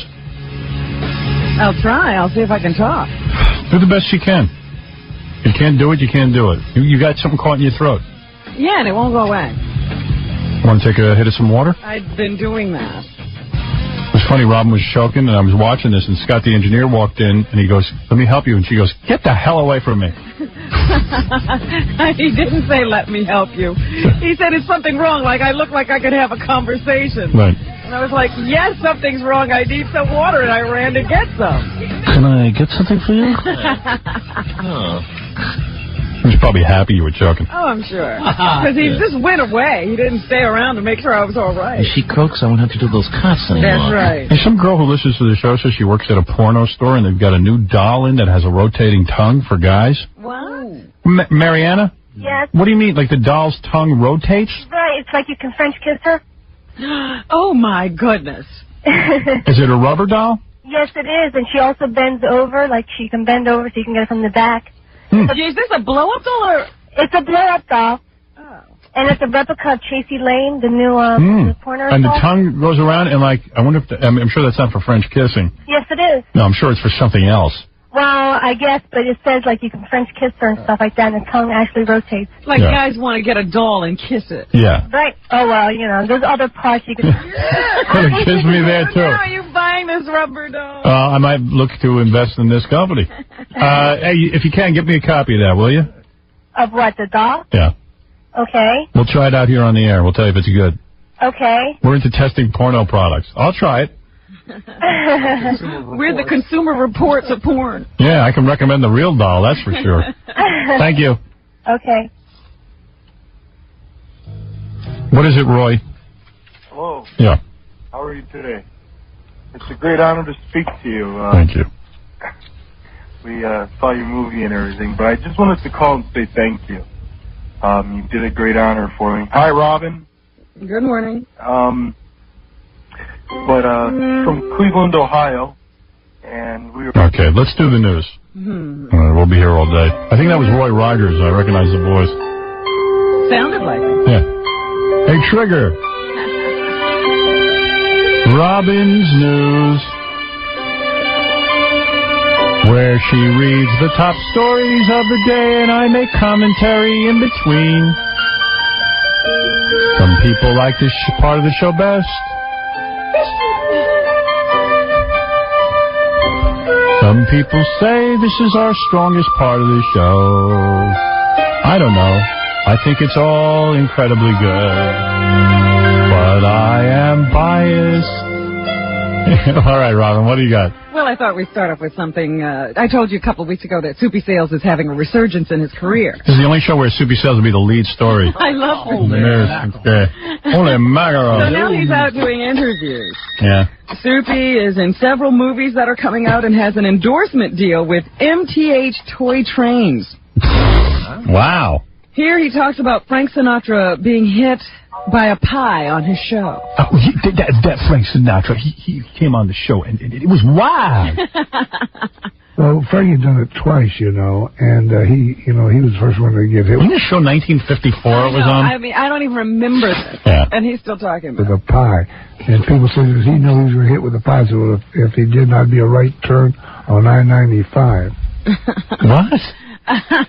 Soupy used to do a radio show, and he was as understandable then as he is now. Soupy, I met Frank Sinatra, and then he said to me he wanted to do the show. Then I hit him with a pie, and then he cut off one of my thumbs. and then you know, he's always got these stories, you know. So what else does Soupy have to say? He was asked if his sense of humor has gotten him into trouble. Well, you know, no, really, I don't know why you should get me in trouble, but it does once in a while because people don't understand what the hell I'm doing, you know, because I don't understand either, you know. But yeah, he's so out of control, nobody understands what he's doing. He's even better sometimes because it's the undisciplined attitude that makes it, you know, because that hurt me over quite a few years because I said the only thing he can hit with a pie is no discipline. Is he a black man? Yes. You have to have the greatest discipline to seem undisciplined, you know. You know. No, we don't know. Guys who say you know. You're the only one who knows. You're undisciplined, all right. He doesn't sound too good, does he? How old is Soupy? Soupy must be very old. Yeah. God. Even Magic Johnson's like, hey, I don't understand Soupy. Speak English. Yeah. What else does Soupy say? Here's a famous ad-lib that got him into trouble. That was New Year's Eve day. And oh, is this the story about his money and the kids, and he tells them to send the money to the...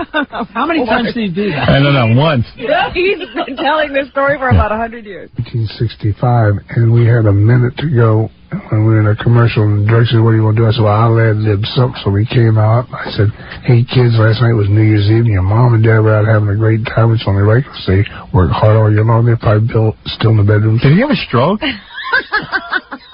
Did he? He's tired, man. I feel bad, man. He's tired. He's tired of these stories. That's why he's doing this. Sleep. I said, What you do is tiptoe in the bedroom. See your mom's pocketbook on before your dad's pants. Don't wake him up, but I want you to go in your mom's pocketbook, your dad's pants. You see a lot of green piece of paper pictures of guys with beards. I want you to take all this green piece of paper, you put it in an envelope, and on the envelope write Soupy Sales, Channel 5, New York. Maybe he's talking in his sleep. Is he completely incoherent? I'll send you a postcard from Puerto Rico. All I think about when I hear him is that somebody thought to give him a radio show. I'm feeling bad for him. And he also tells us a Viagra joke. Oh, he's got a Viagra joke. All right, Subi, get topical. Oh, yeah, did you hear about the guy that crossed Rogaine with Viagra? He can't keep his hair down.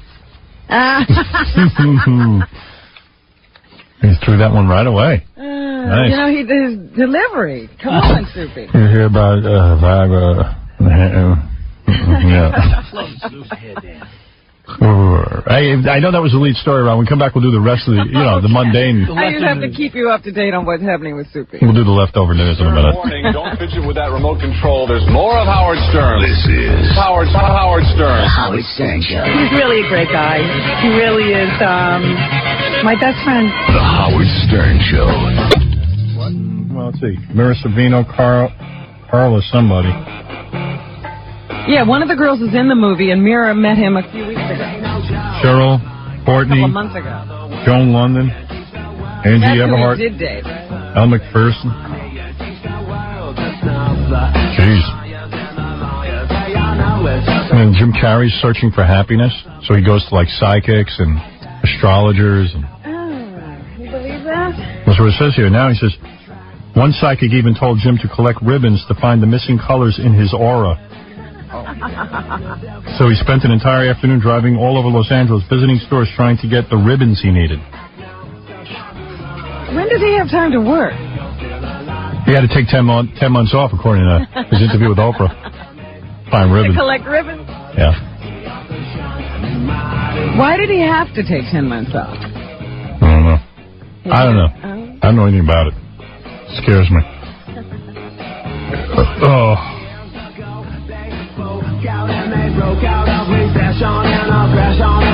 Want to do some more news? Okay. Anyway, yesterday we mentioned the Tonys. Today the ratings say that they didn't score very well. Les Moonves told me they did. Sunday's show averaged a 10.3 overnight rating. And a 16 share, I guess. I just said to Les Moonves, the president of CBS. That's down 7%, Howard. Yeah, I said to him, can we get rid of Rosie O'Donnell already? And he was like, no, I like Rosie O'Donnell. I said, okay. They do say that while they were down, they're up 35% as compared to 1996. Okay. So that's when they, I guess, dipped to their lowest. So she's still keeping them up from that level. Any more news about Soupy Sales? No more news about Soupy Sales right now. Too bad. Moratorium on Soupy Sales news for a while. Well, you know. And then we said to the kid, you go into your daddy's walk. Because he said, it was an ad-lib, because he said, kill a time. That's right. And then a ham sandwich walks into a bar, and the bartender says to him, I'm sorry, we don't serve food here. Thank you. Keep your hair down. Right. Okay, so let's talk about the Tonys and what happened on the Tonys the other night. Of course, the Tonys always start off with music. Here's Betty Buckley from Cats singing Memories. Number 25. Man, I didn't know you had stuff. Oh, sure. Wow, I would have organized. I am prepared. No, I had stuff. God, look at this. Where did this come from?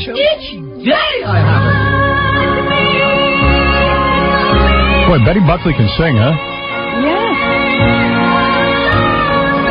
And she's no spring chicken. Not anymore. I love days in the sun. Who's she supposed to be? She's some cat. Oh, she's a cat? Oh, that's Cats? Yeah. She's a cat. And is it about an old cat who's like dying? It's about a cat who doesn't get much attention from the rest of the cats. Oh.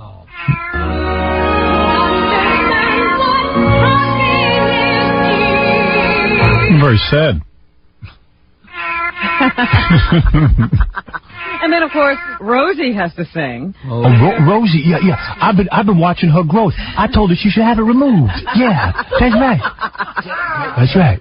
Number 26 is Rosie doing a bit of singing. Oh, my God.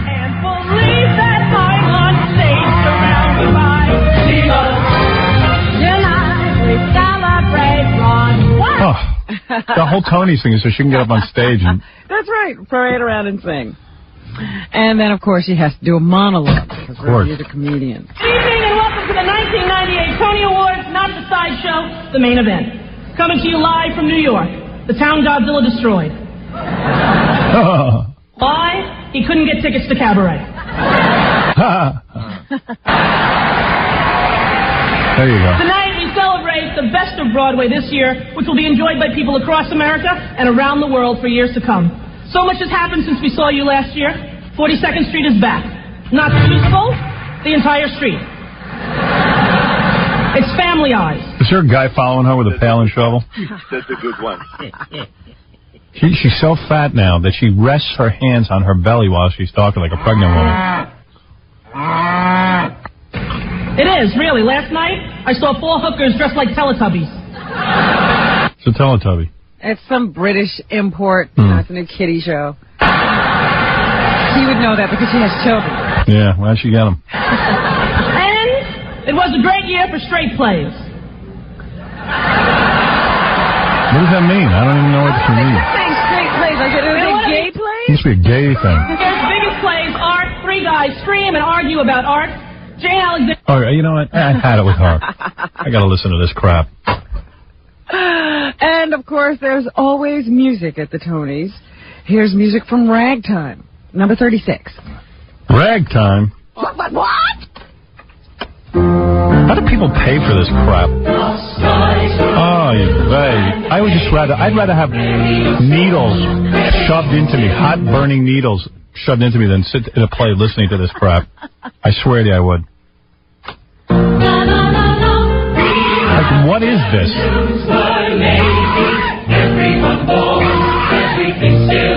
All right, music from The Lion King, number 37. Wow. I saw this. This was good. That's a black woman. Now she's playing an orangutan. Yeah, she's an orangutan. This was pretty moving. Believe it or not.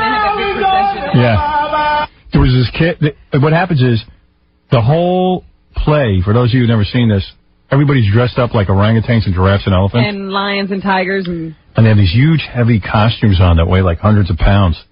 So, evidently this kid was watching the show, and he threw up in the aisle. Yeah. And the cast walked through, and the elephant dragged it. They were stepping, because they wear bare feet. Right, so they were in the vomit. Yeah, some guy told me he saw it.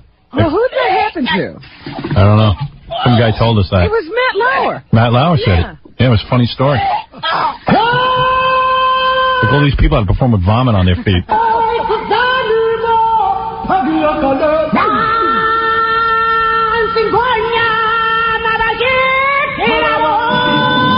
pretty good.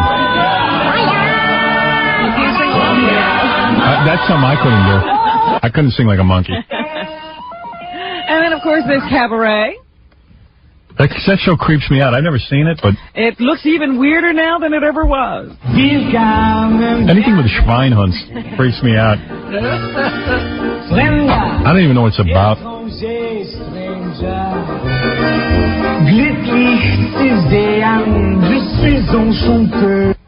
And 1776? I would never go see any of these plays.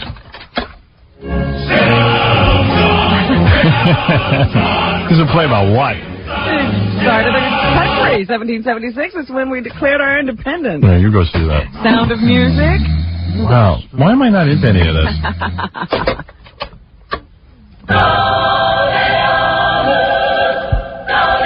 What is this? I never heard of this. This is Sound of Music? I never heard of it. What? They added some crappy song there. The rest of them weren't crappy enough. They had to add to it. Here's music from Sideshow. Sideshow? I know, but they were nominated. What is Sideshow? It is already canceled. You can't see it. No wonder. It's about Siamese twins. Oh, that's funny. Yeah, I'd go see I would have loved that. to have seen this show. And they're joined It's together? two women. These women were nominated as Best Actress. They were two women nominated. And they stand there on stage like they can't move away from each other. Oh, that's funny. And they sing to each other. We're joined at the hip, our bodies connected together. You know, I would be embarrassed to put a show on like this. And we are having trouble getting through life. We fart as one. And the Scarlet Pimpernel. What is that? That's another. Have you seen these?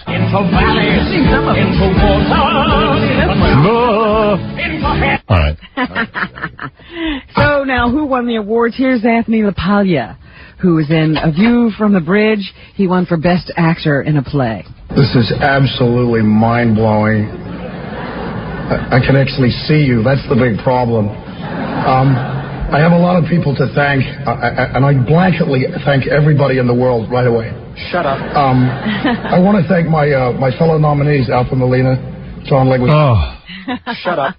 Wasn't that John Leguizamo? Leguizamo, yes, from Freaks. He was nominated. Oh. All right, good. Good for him, man. I met him. At the end, he thanks his girlfriend. Because Oh, yeah? she had to be there with him tonight Let me hear because that. it's her birthday. That was some Mello, mouthpiece of that. Richard, they all deserve this as much as I do. And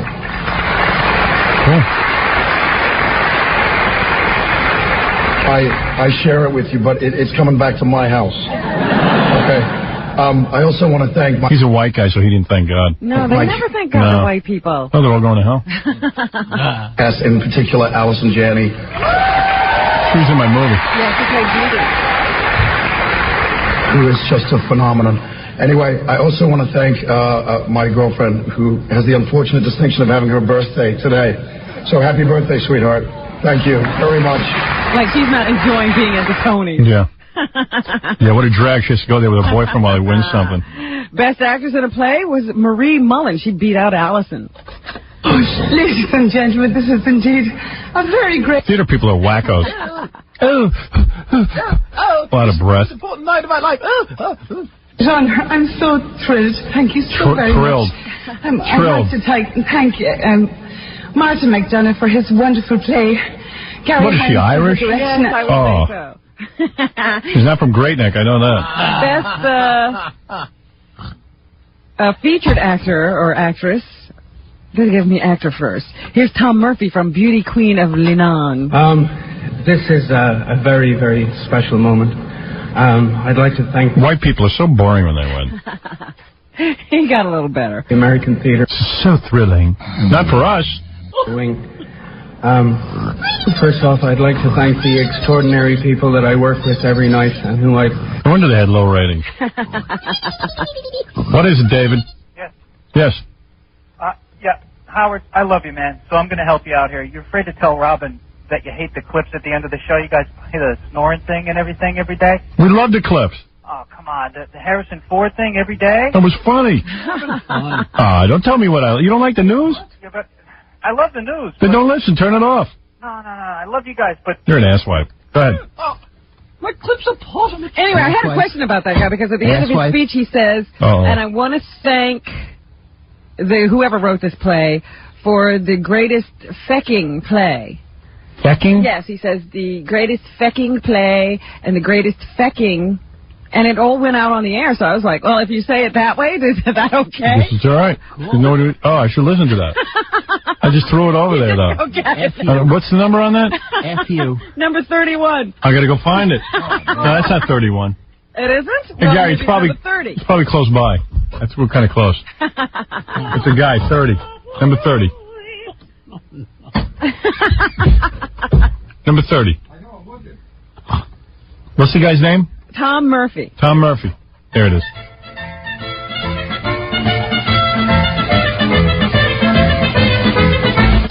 It's been the best part of the last 2 years, the very, very best part. I'd like to thank Gary Hines, one of the greatest directors I've ever worked with and the greatest teachers.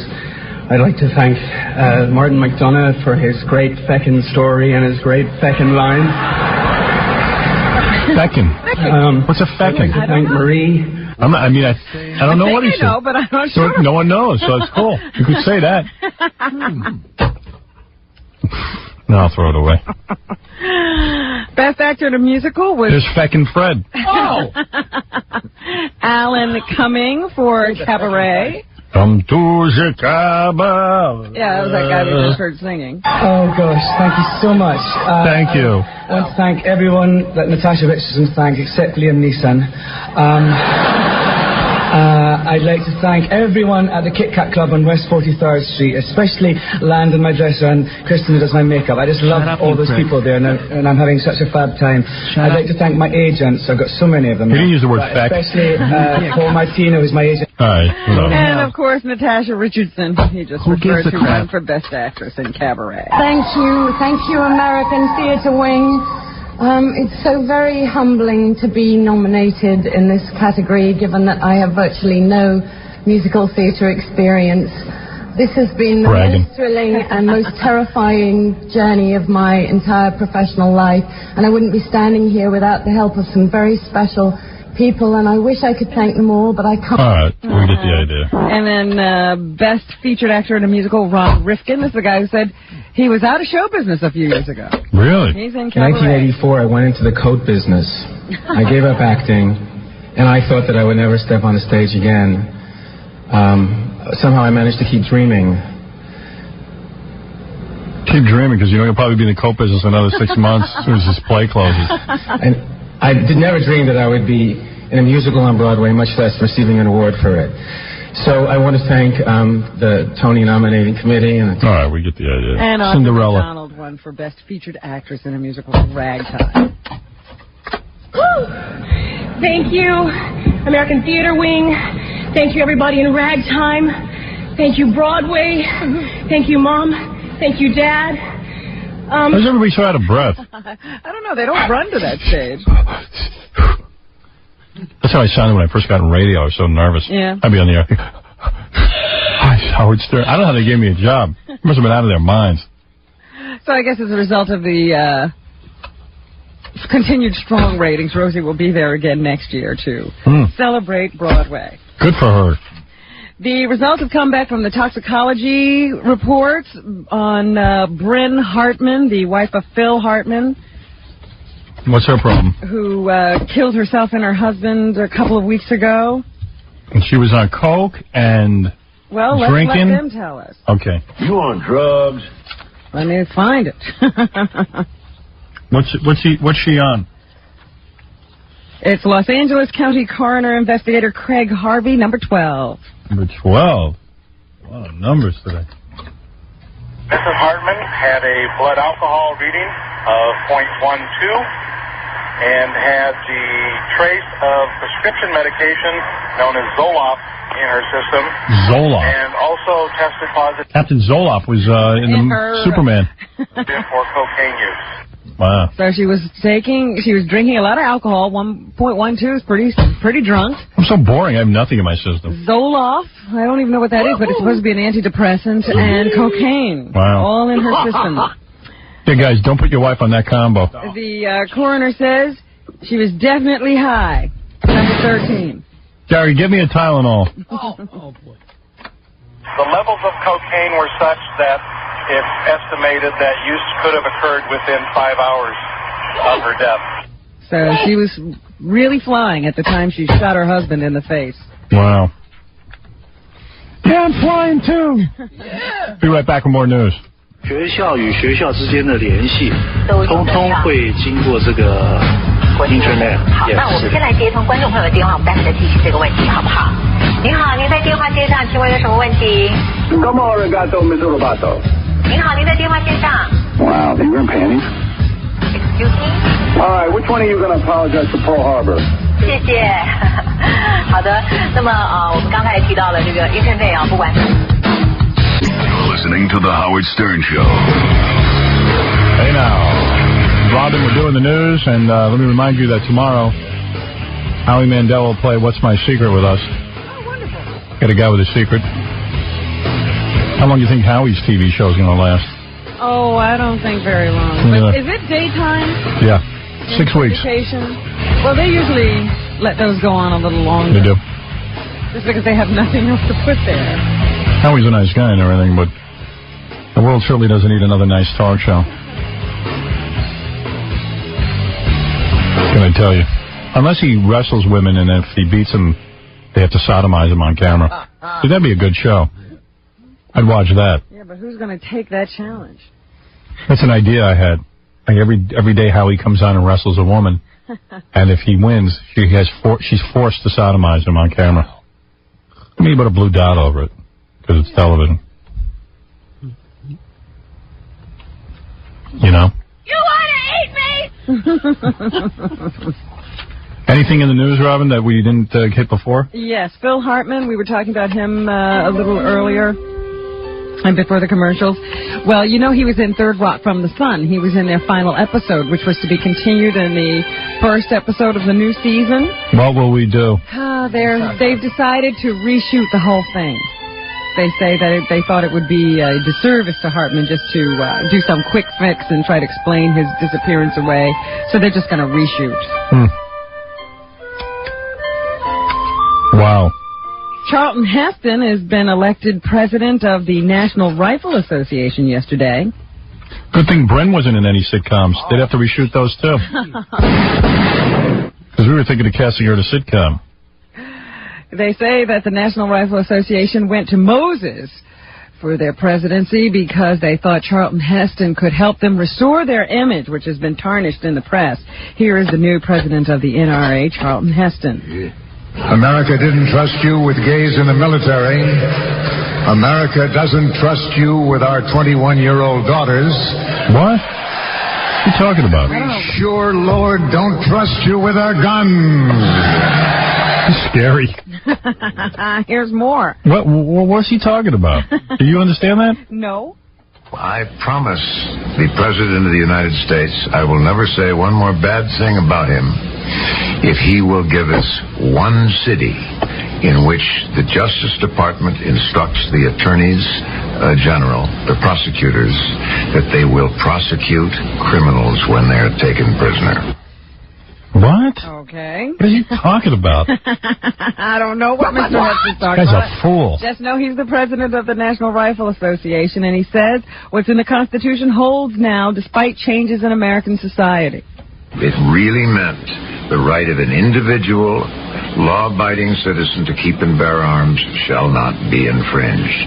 Thomas Jefferson said, most eloquently, he said, the purpose is that every man be armed. And I agree with that.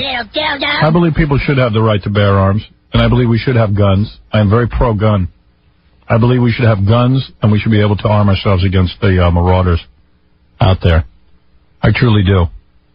But that guy still scares me. I honestly do. Here's the General Counsel of the Handgun Control Incorporated. His name is Dennis Hannigan. He says that Charlton Heston is dodging the real issues when he uses the Constitution as an excuse for widespread handgun ownership. This constitutional issue is just a completely phony issue. This is not a constitutional question at all. This is a question of common sense.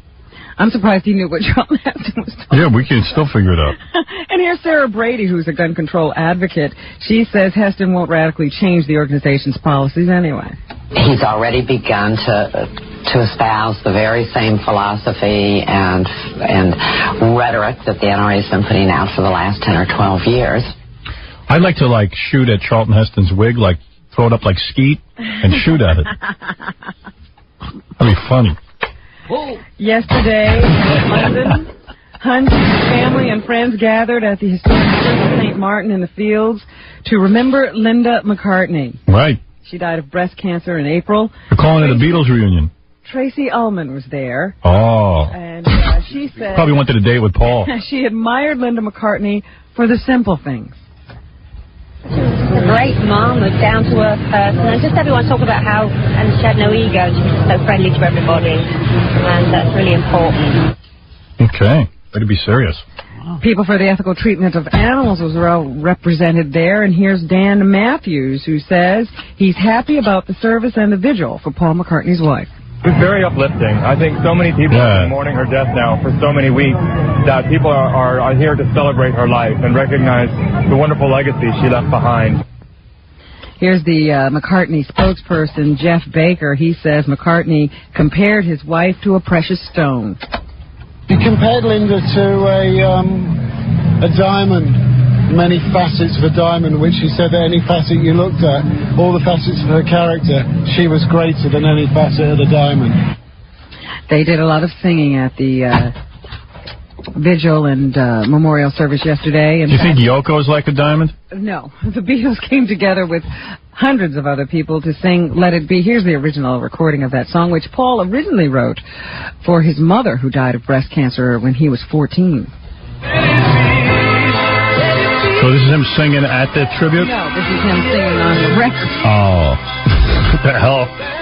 Just wanted people to remember Let It Be. Let It Be. He wrote that to his mother. His mother had breast cancer, and he told her, let it be? Well, he's saying, I bet you he's singing it to himself. You got to let it be. Oh, what the hell kind of thing is that to say to He's yourself? probably been upset all these years that he lost his mother at such an early age. Sometimes you're lucky you lose your mother at an early He age. doesn't know that. See, he never had a mother all the time. And if he's so in love with Linda, why didn't he write a new song? This is his mother's song. Like, let it not be. Or something.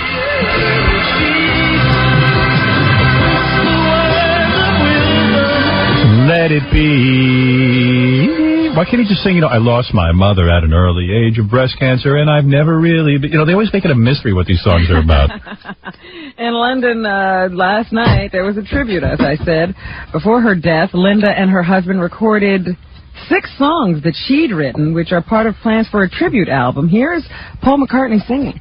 Singing a song that Linda wrote? Well, we'll have to find out. This is at the concert? No. Some days I look at you with eyes that shine. Cool. Some days I don't. These guys fall in love and it's dangerous. You get ruined. You think love ruins you? Love ruins you. Terrible. Stay away from broads. This is terrible. But I guess those are all going to be part of a tribute album. I think that's one of the songs they wrote together. Right. Lots of weird stuff going on in Washington. You see that Monica Lewinsky is going to be the subject of a pictorial in Vanity Fair. Yeah. They say that her current legal team is mortified by this. Do they show her pretty feet? Oh, excuse me. Are you on the air? She was photographed by that famous photographer, Herb Ritz. And they say that she was very natural. Did she sodomize him? Easy to work with. Mm-hmm. And that she seemed to be enjoying herself. However, her new defense counsel would like it seem that Monica has been bothered by all of the publicity surrounding this whole Doesn't seem like it, does and it? is not seeking notoriety. Yeah, okay. They say this Vanity Fair piece was arranged by her previous attorney. Well, then why is she doing it? The one who is no longer with the case, and that's part of the reason the family decided that Monica needed new representation. Yeah. It's a Ford modeling contract. Meanwhile, Ken Starr is still fighting to try to get information out of the White House. He would like to subpoena some records that were kept by Vince Foster, who is the attorney who killed himself in Washington early in the Clinton administration. But now the president is saying that client attorney privilege lasts even after death. They're trying to keep Ken Starr from getting to those papers. Here's Vince Foster's attorney, James Hamilton, who says the case could redefine things for lawyers and clients everywhere. A great deal of law enforcement goes on in the private law offices of America. Every day we tell clients what the law is and to obey it. We tell them to plead guilty. We tell them to settle cases. We tell them to tell the truth. Nah, who cares? So you can't just go and subpoena lawyers' records just because he's dead. He's talking to his client in confidentiality. You think Monica Lewinsky looks good in these pictures? I don't think she looks good. She's 100 years old. Got the big lips and the red lipstick. She leaves a red ring around soda bottles. Can't imagine what she did to the president's genitalia. This just in, Vibe, the late-night show hosted by Sinbad, has been canceled by the syndicator. Oh, there, leaves Magic Johnson the whole open freeway. Columbia TriStar TV Distribution is the company in question. Sinbad reportedly will still get his hefty salary. All right, that's what I want. So there's room for Magic Johnson now. There's no other black talk show host on TV. Sinbad's not really black, though, is he? I don't know, Howard. Really? He's got red hair. Red hair? Yeah. Sinbad? Yep. Oh, it's dyed, isn't it? Nope. Redhead. Natural. Like Lucy. Like Lucy. A Texas prosecutor says 3 white suspects in the weekend death of a black man may have some ties to the Ku Klux Klan. He says the attack appears to have been a random racially motivated hate crime, but the county sheriff tells CNN he doesn't know if they are card-carrying members of the KKK. James Byrd was chained to a pickup truck and dragged to death after hitchhiking on Saturday night. The district attorney says the body was mutilated and dismembered. Oh, my. The 3 men who are in custody were arrested on unrelated charges last night. Oh, my. They're all expected to be charged today with first-degree murder. The FBI has asked to investigate. So still got stuff like that going on here in America. Still working on the John Bonet case. Oh, please. Can't figure out who did that one. Wonder who did that.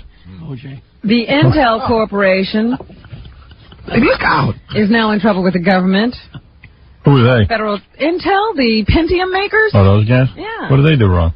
The Federal Trade Commission has filed an antitrust suit against them. Oh, come on. Can't even do business anymore. 3 companies claim Intel denied them information that they needed to build computers to punish them as competitors. A spokesperson for Intel, Chuck Malloy, says Intel's monopoly status doesn't remove its rights to protect its patent information.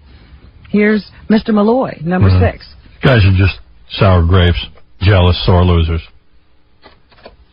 The core issue here is intellectual property.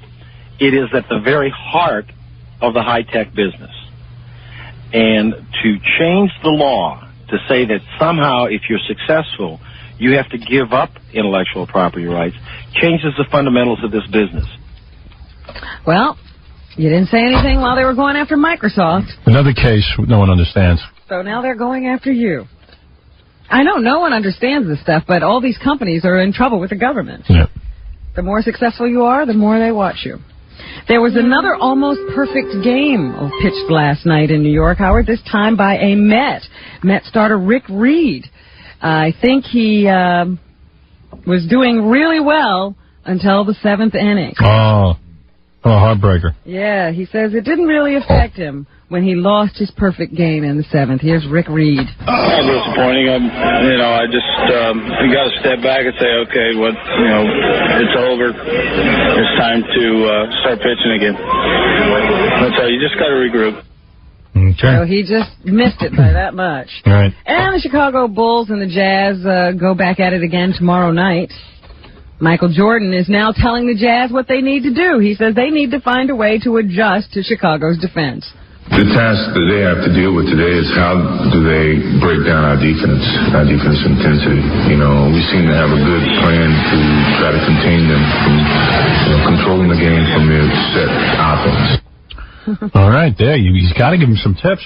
Games aren't even close. I said, this is pretty bad. Now he's going to tell them what they need to do. Yep. Funny. They say that Jerry Springer has removed the violence from his show. Everyone's calling in, says it sucks. They say it's a kinder, gentler, fight-free show. They say that he's trying to make up for the lack of fisticuffs with more outrageous antics like lesbian kisses and stuff like that. So we'll see how Jerry does with his newly revamped program. But I think the people who watch the program like the fights. So there's more love in the show now. But all lesbians. Right. Yeah, who wants to see like a girl and a guy kissing? There's a new movie coming out that's directed by Ivan Reitman called... What are you doing over there? Jackie makes me laugh. 6 Days, 7 Nights, starring Anne Heche. Yes. And Anne, first of all, says that she was really excited about her co-star. She was happy that Ivan Reitman was willing to go with her, even though she had just come out of the closet and announced that she and Ellen DeGeneres were a couple. She still got picked to do this. No offense, he hired her before she came out of the closet. He didn't give her much choice. I mean, she didn't give him much choice. And she says that she was really excited to work with Harrison Ford. Okay. Number 24, please, is what I'm looking for. Really? Okay. He's just really an across-the-board great guy. I mean, he's everything that he presents on screen, and I think that's one of the things that can be intimidating, but it's also one of the things that's so glorious about him, because he's just great. He takes care of everybody. He's a consummate professional. He's fun to work with. He's constantly including me, and that's something that with his stature and mine, we could have been a little imbalanced, and he just completely brought me up to doing a job. Too bad he wasn't a girl. If he had a vagina, it'd be perfect. And so she was looking to do a romantic comedy when she got the call to do this film. Number 22. I had done Wag the Dog and Volcano. I mean, I was kind of in these movies that didn't have a spark, and I wanted to show that side of myself. I loved that it was a comedy. I loved the dialogue. I thought it would be great to work with Ivan. And I'm going to see that on Wednesday. Yeah? Yeah, if you want to go. Because Ivan wants us to see it before he comes in here. Yeah, but I don't think I can make it Wednesday. Oh, come on. No, baby. And when I found out Harrison was doing it, it was like all of these wonderful elements kind of came together, and I never thought I was going to get the part. I just wanted to... Ma, what are you doing? Huh? What are you doing? I just have an appointment. With who? With who? What are you saying? Just trying to stick to a schedule here. What kind of schedule? You back at the shrink? Flexible, will you? Be flexible. What schedule? What are you at the High Colonic? Just my schedule. That's what I'm trying to stick not to. one of those doot things. Are you doing it again? No. Yeah, what do you do every Wednesday? I notice you're not around on Wednesday. What did you enjoy most about making this film, Anne Hayes? What are you up to? What's up with you? I love the kind of romance of it. I like the banter. I liked all that stuff. I thought Harrison and I really had a great time. You don't get to see kind of people being human and falling in love too much because there's all this other stuff going on around you all the time in movies. What? What are you talking about? Ivan will explain the movie on Friday. She better shut her mouth. Nick Nolte, who they say runs around in pajamas all the time now, has a movie coming out at Christmas time. It's called The Thin Red Line. Here he tells us who the film really represents. Basically, the outside influence in this story. I mean, the story is primarily about the individual privates that had to fight the war. They're the ones that had to do the killing and get killed. Get killed? Yeah, 100 years older. Yeah, I saw that. He appears everywhere in his pajamas. Yeah, he doesn't get dressed anymore. I guess unless they dress him for the films. The Ronettes are suing Phil Spector for $10 million in royalties. The Ronettes include Ronnie Spector. She was once married to Phil. They say he's still making money off of these records, and they haven't gotten anything since 1964. I think the Ronettes made $10 million. The songs did. Yeah, I don't know. And all they say the group recorded 28 songs with Phil, and he's been reaping all the benefits. They stopped performing in 1967, and Ronnie married Spector the next year. That union ended in a bitter divorce in 1976. They now want him to pay up. So they're suing him. And the Puerto Rican Day Parade, I guess, is going to be this weekend. And they say because of the Seinfeld show, they're getting a lot more support this year. And one of the final episodes of Seinfeld, Kramer was seen stomping on the Puerto Rican flag. Oh, my. And they say because of it, a lot more people are ponying up to the bar, and a lot more people are going to participate. In fact, people have been showing their flags already. In the last 2 weeks, people have been sporting those Puerto Rican flags to show their support and to show how many of the people of New York are of Puerto Rican descent. So they say that they're going to have a good time on Sunday. WNBC Channel 4 plans to broadcast the parade live. Oh, good. 11:30 to 3. Last year, the station aired tape coverage of the event. WNBC officials contend their change in coverage has nothing to do with the offending Seinfeld episode. No. So that's what's happening. If Rudy wants to, Rudy should leave the hot dog vendors and get rid of the parades. I'd be for that. Believe me, Howard, I am all for that. On the weekends, you can't get into Manhattan. No, it's sick. You cannot move around. How about when they have the parade during the week, like the St. Patty's parade? Oh, it's awful. But I'm telling you, there's a street fair and a parade every week during the summer. And you leave town and you come back and your whole neighborhood is totally reconfigured and you don't know how to get home. All right, Robin, thank you for that. Your commentary is precise as usual. Norm MacDonald, let's thank him for coming by. Also, go see his new movie, Dirty Work, which opens June 12th. Thanks to Maria for coming in and farting on command.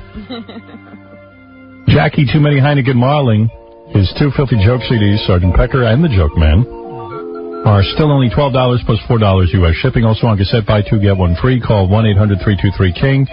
Friday night, July 3rd, the wildest night of the year. It's Jackie at Rascals in West Orange, New Jersey. For information and 3D animated jokes, why not visit Jackie on jokeland.com. Imagine that. Cyber Jackie. Yes, sir. And we'll see you tomorrow, God willing.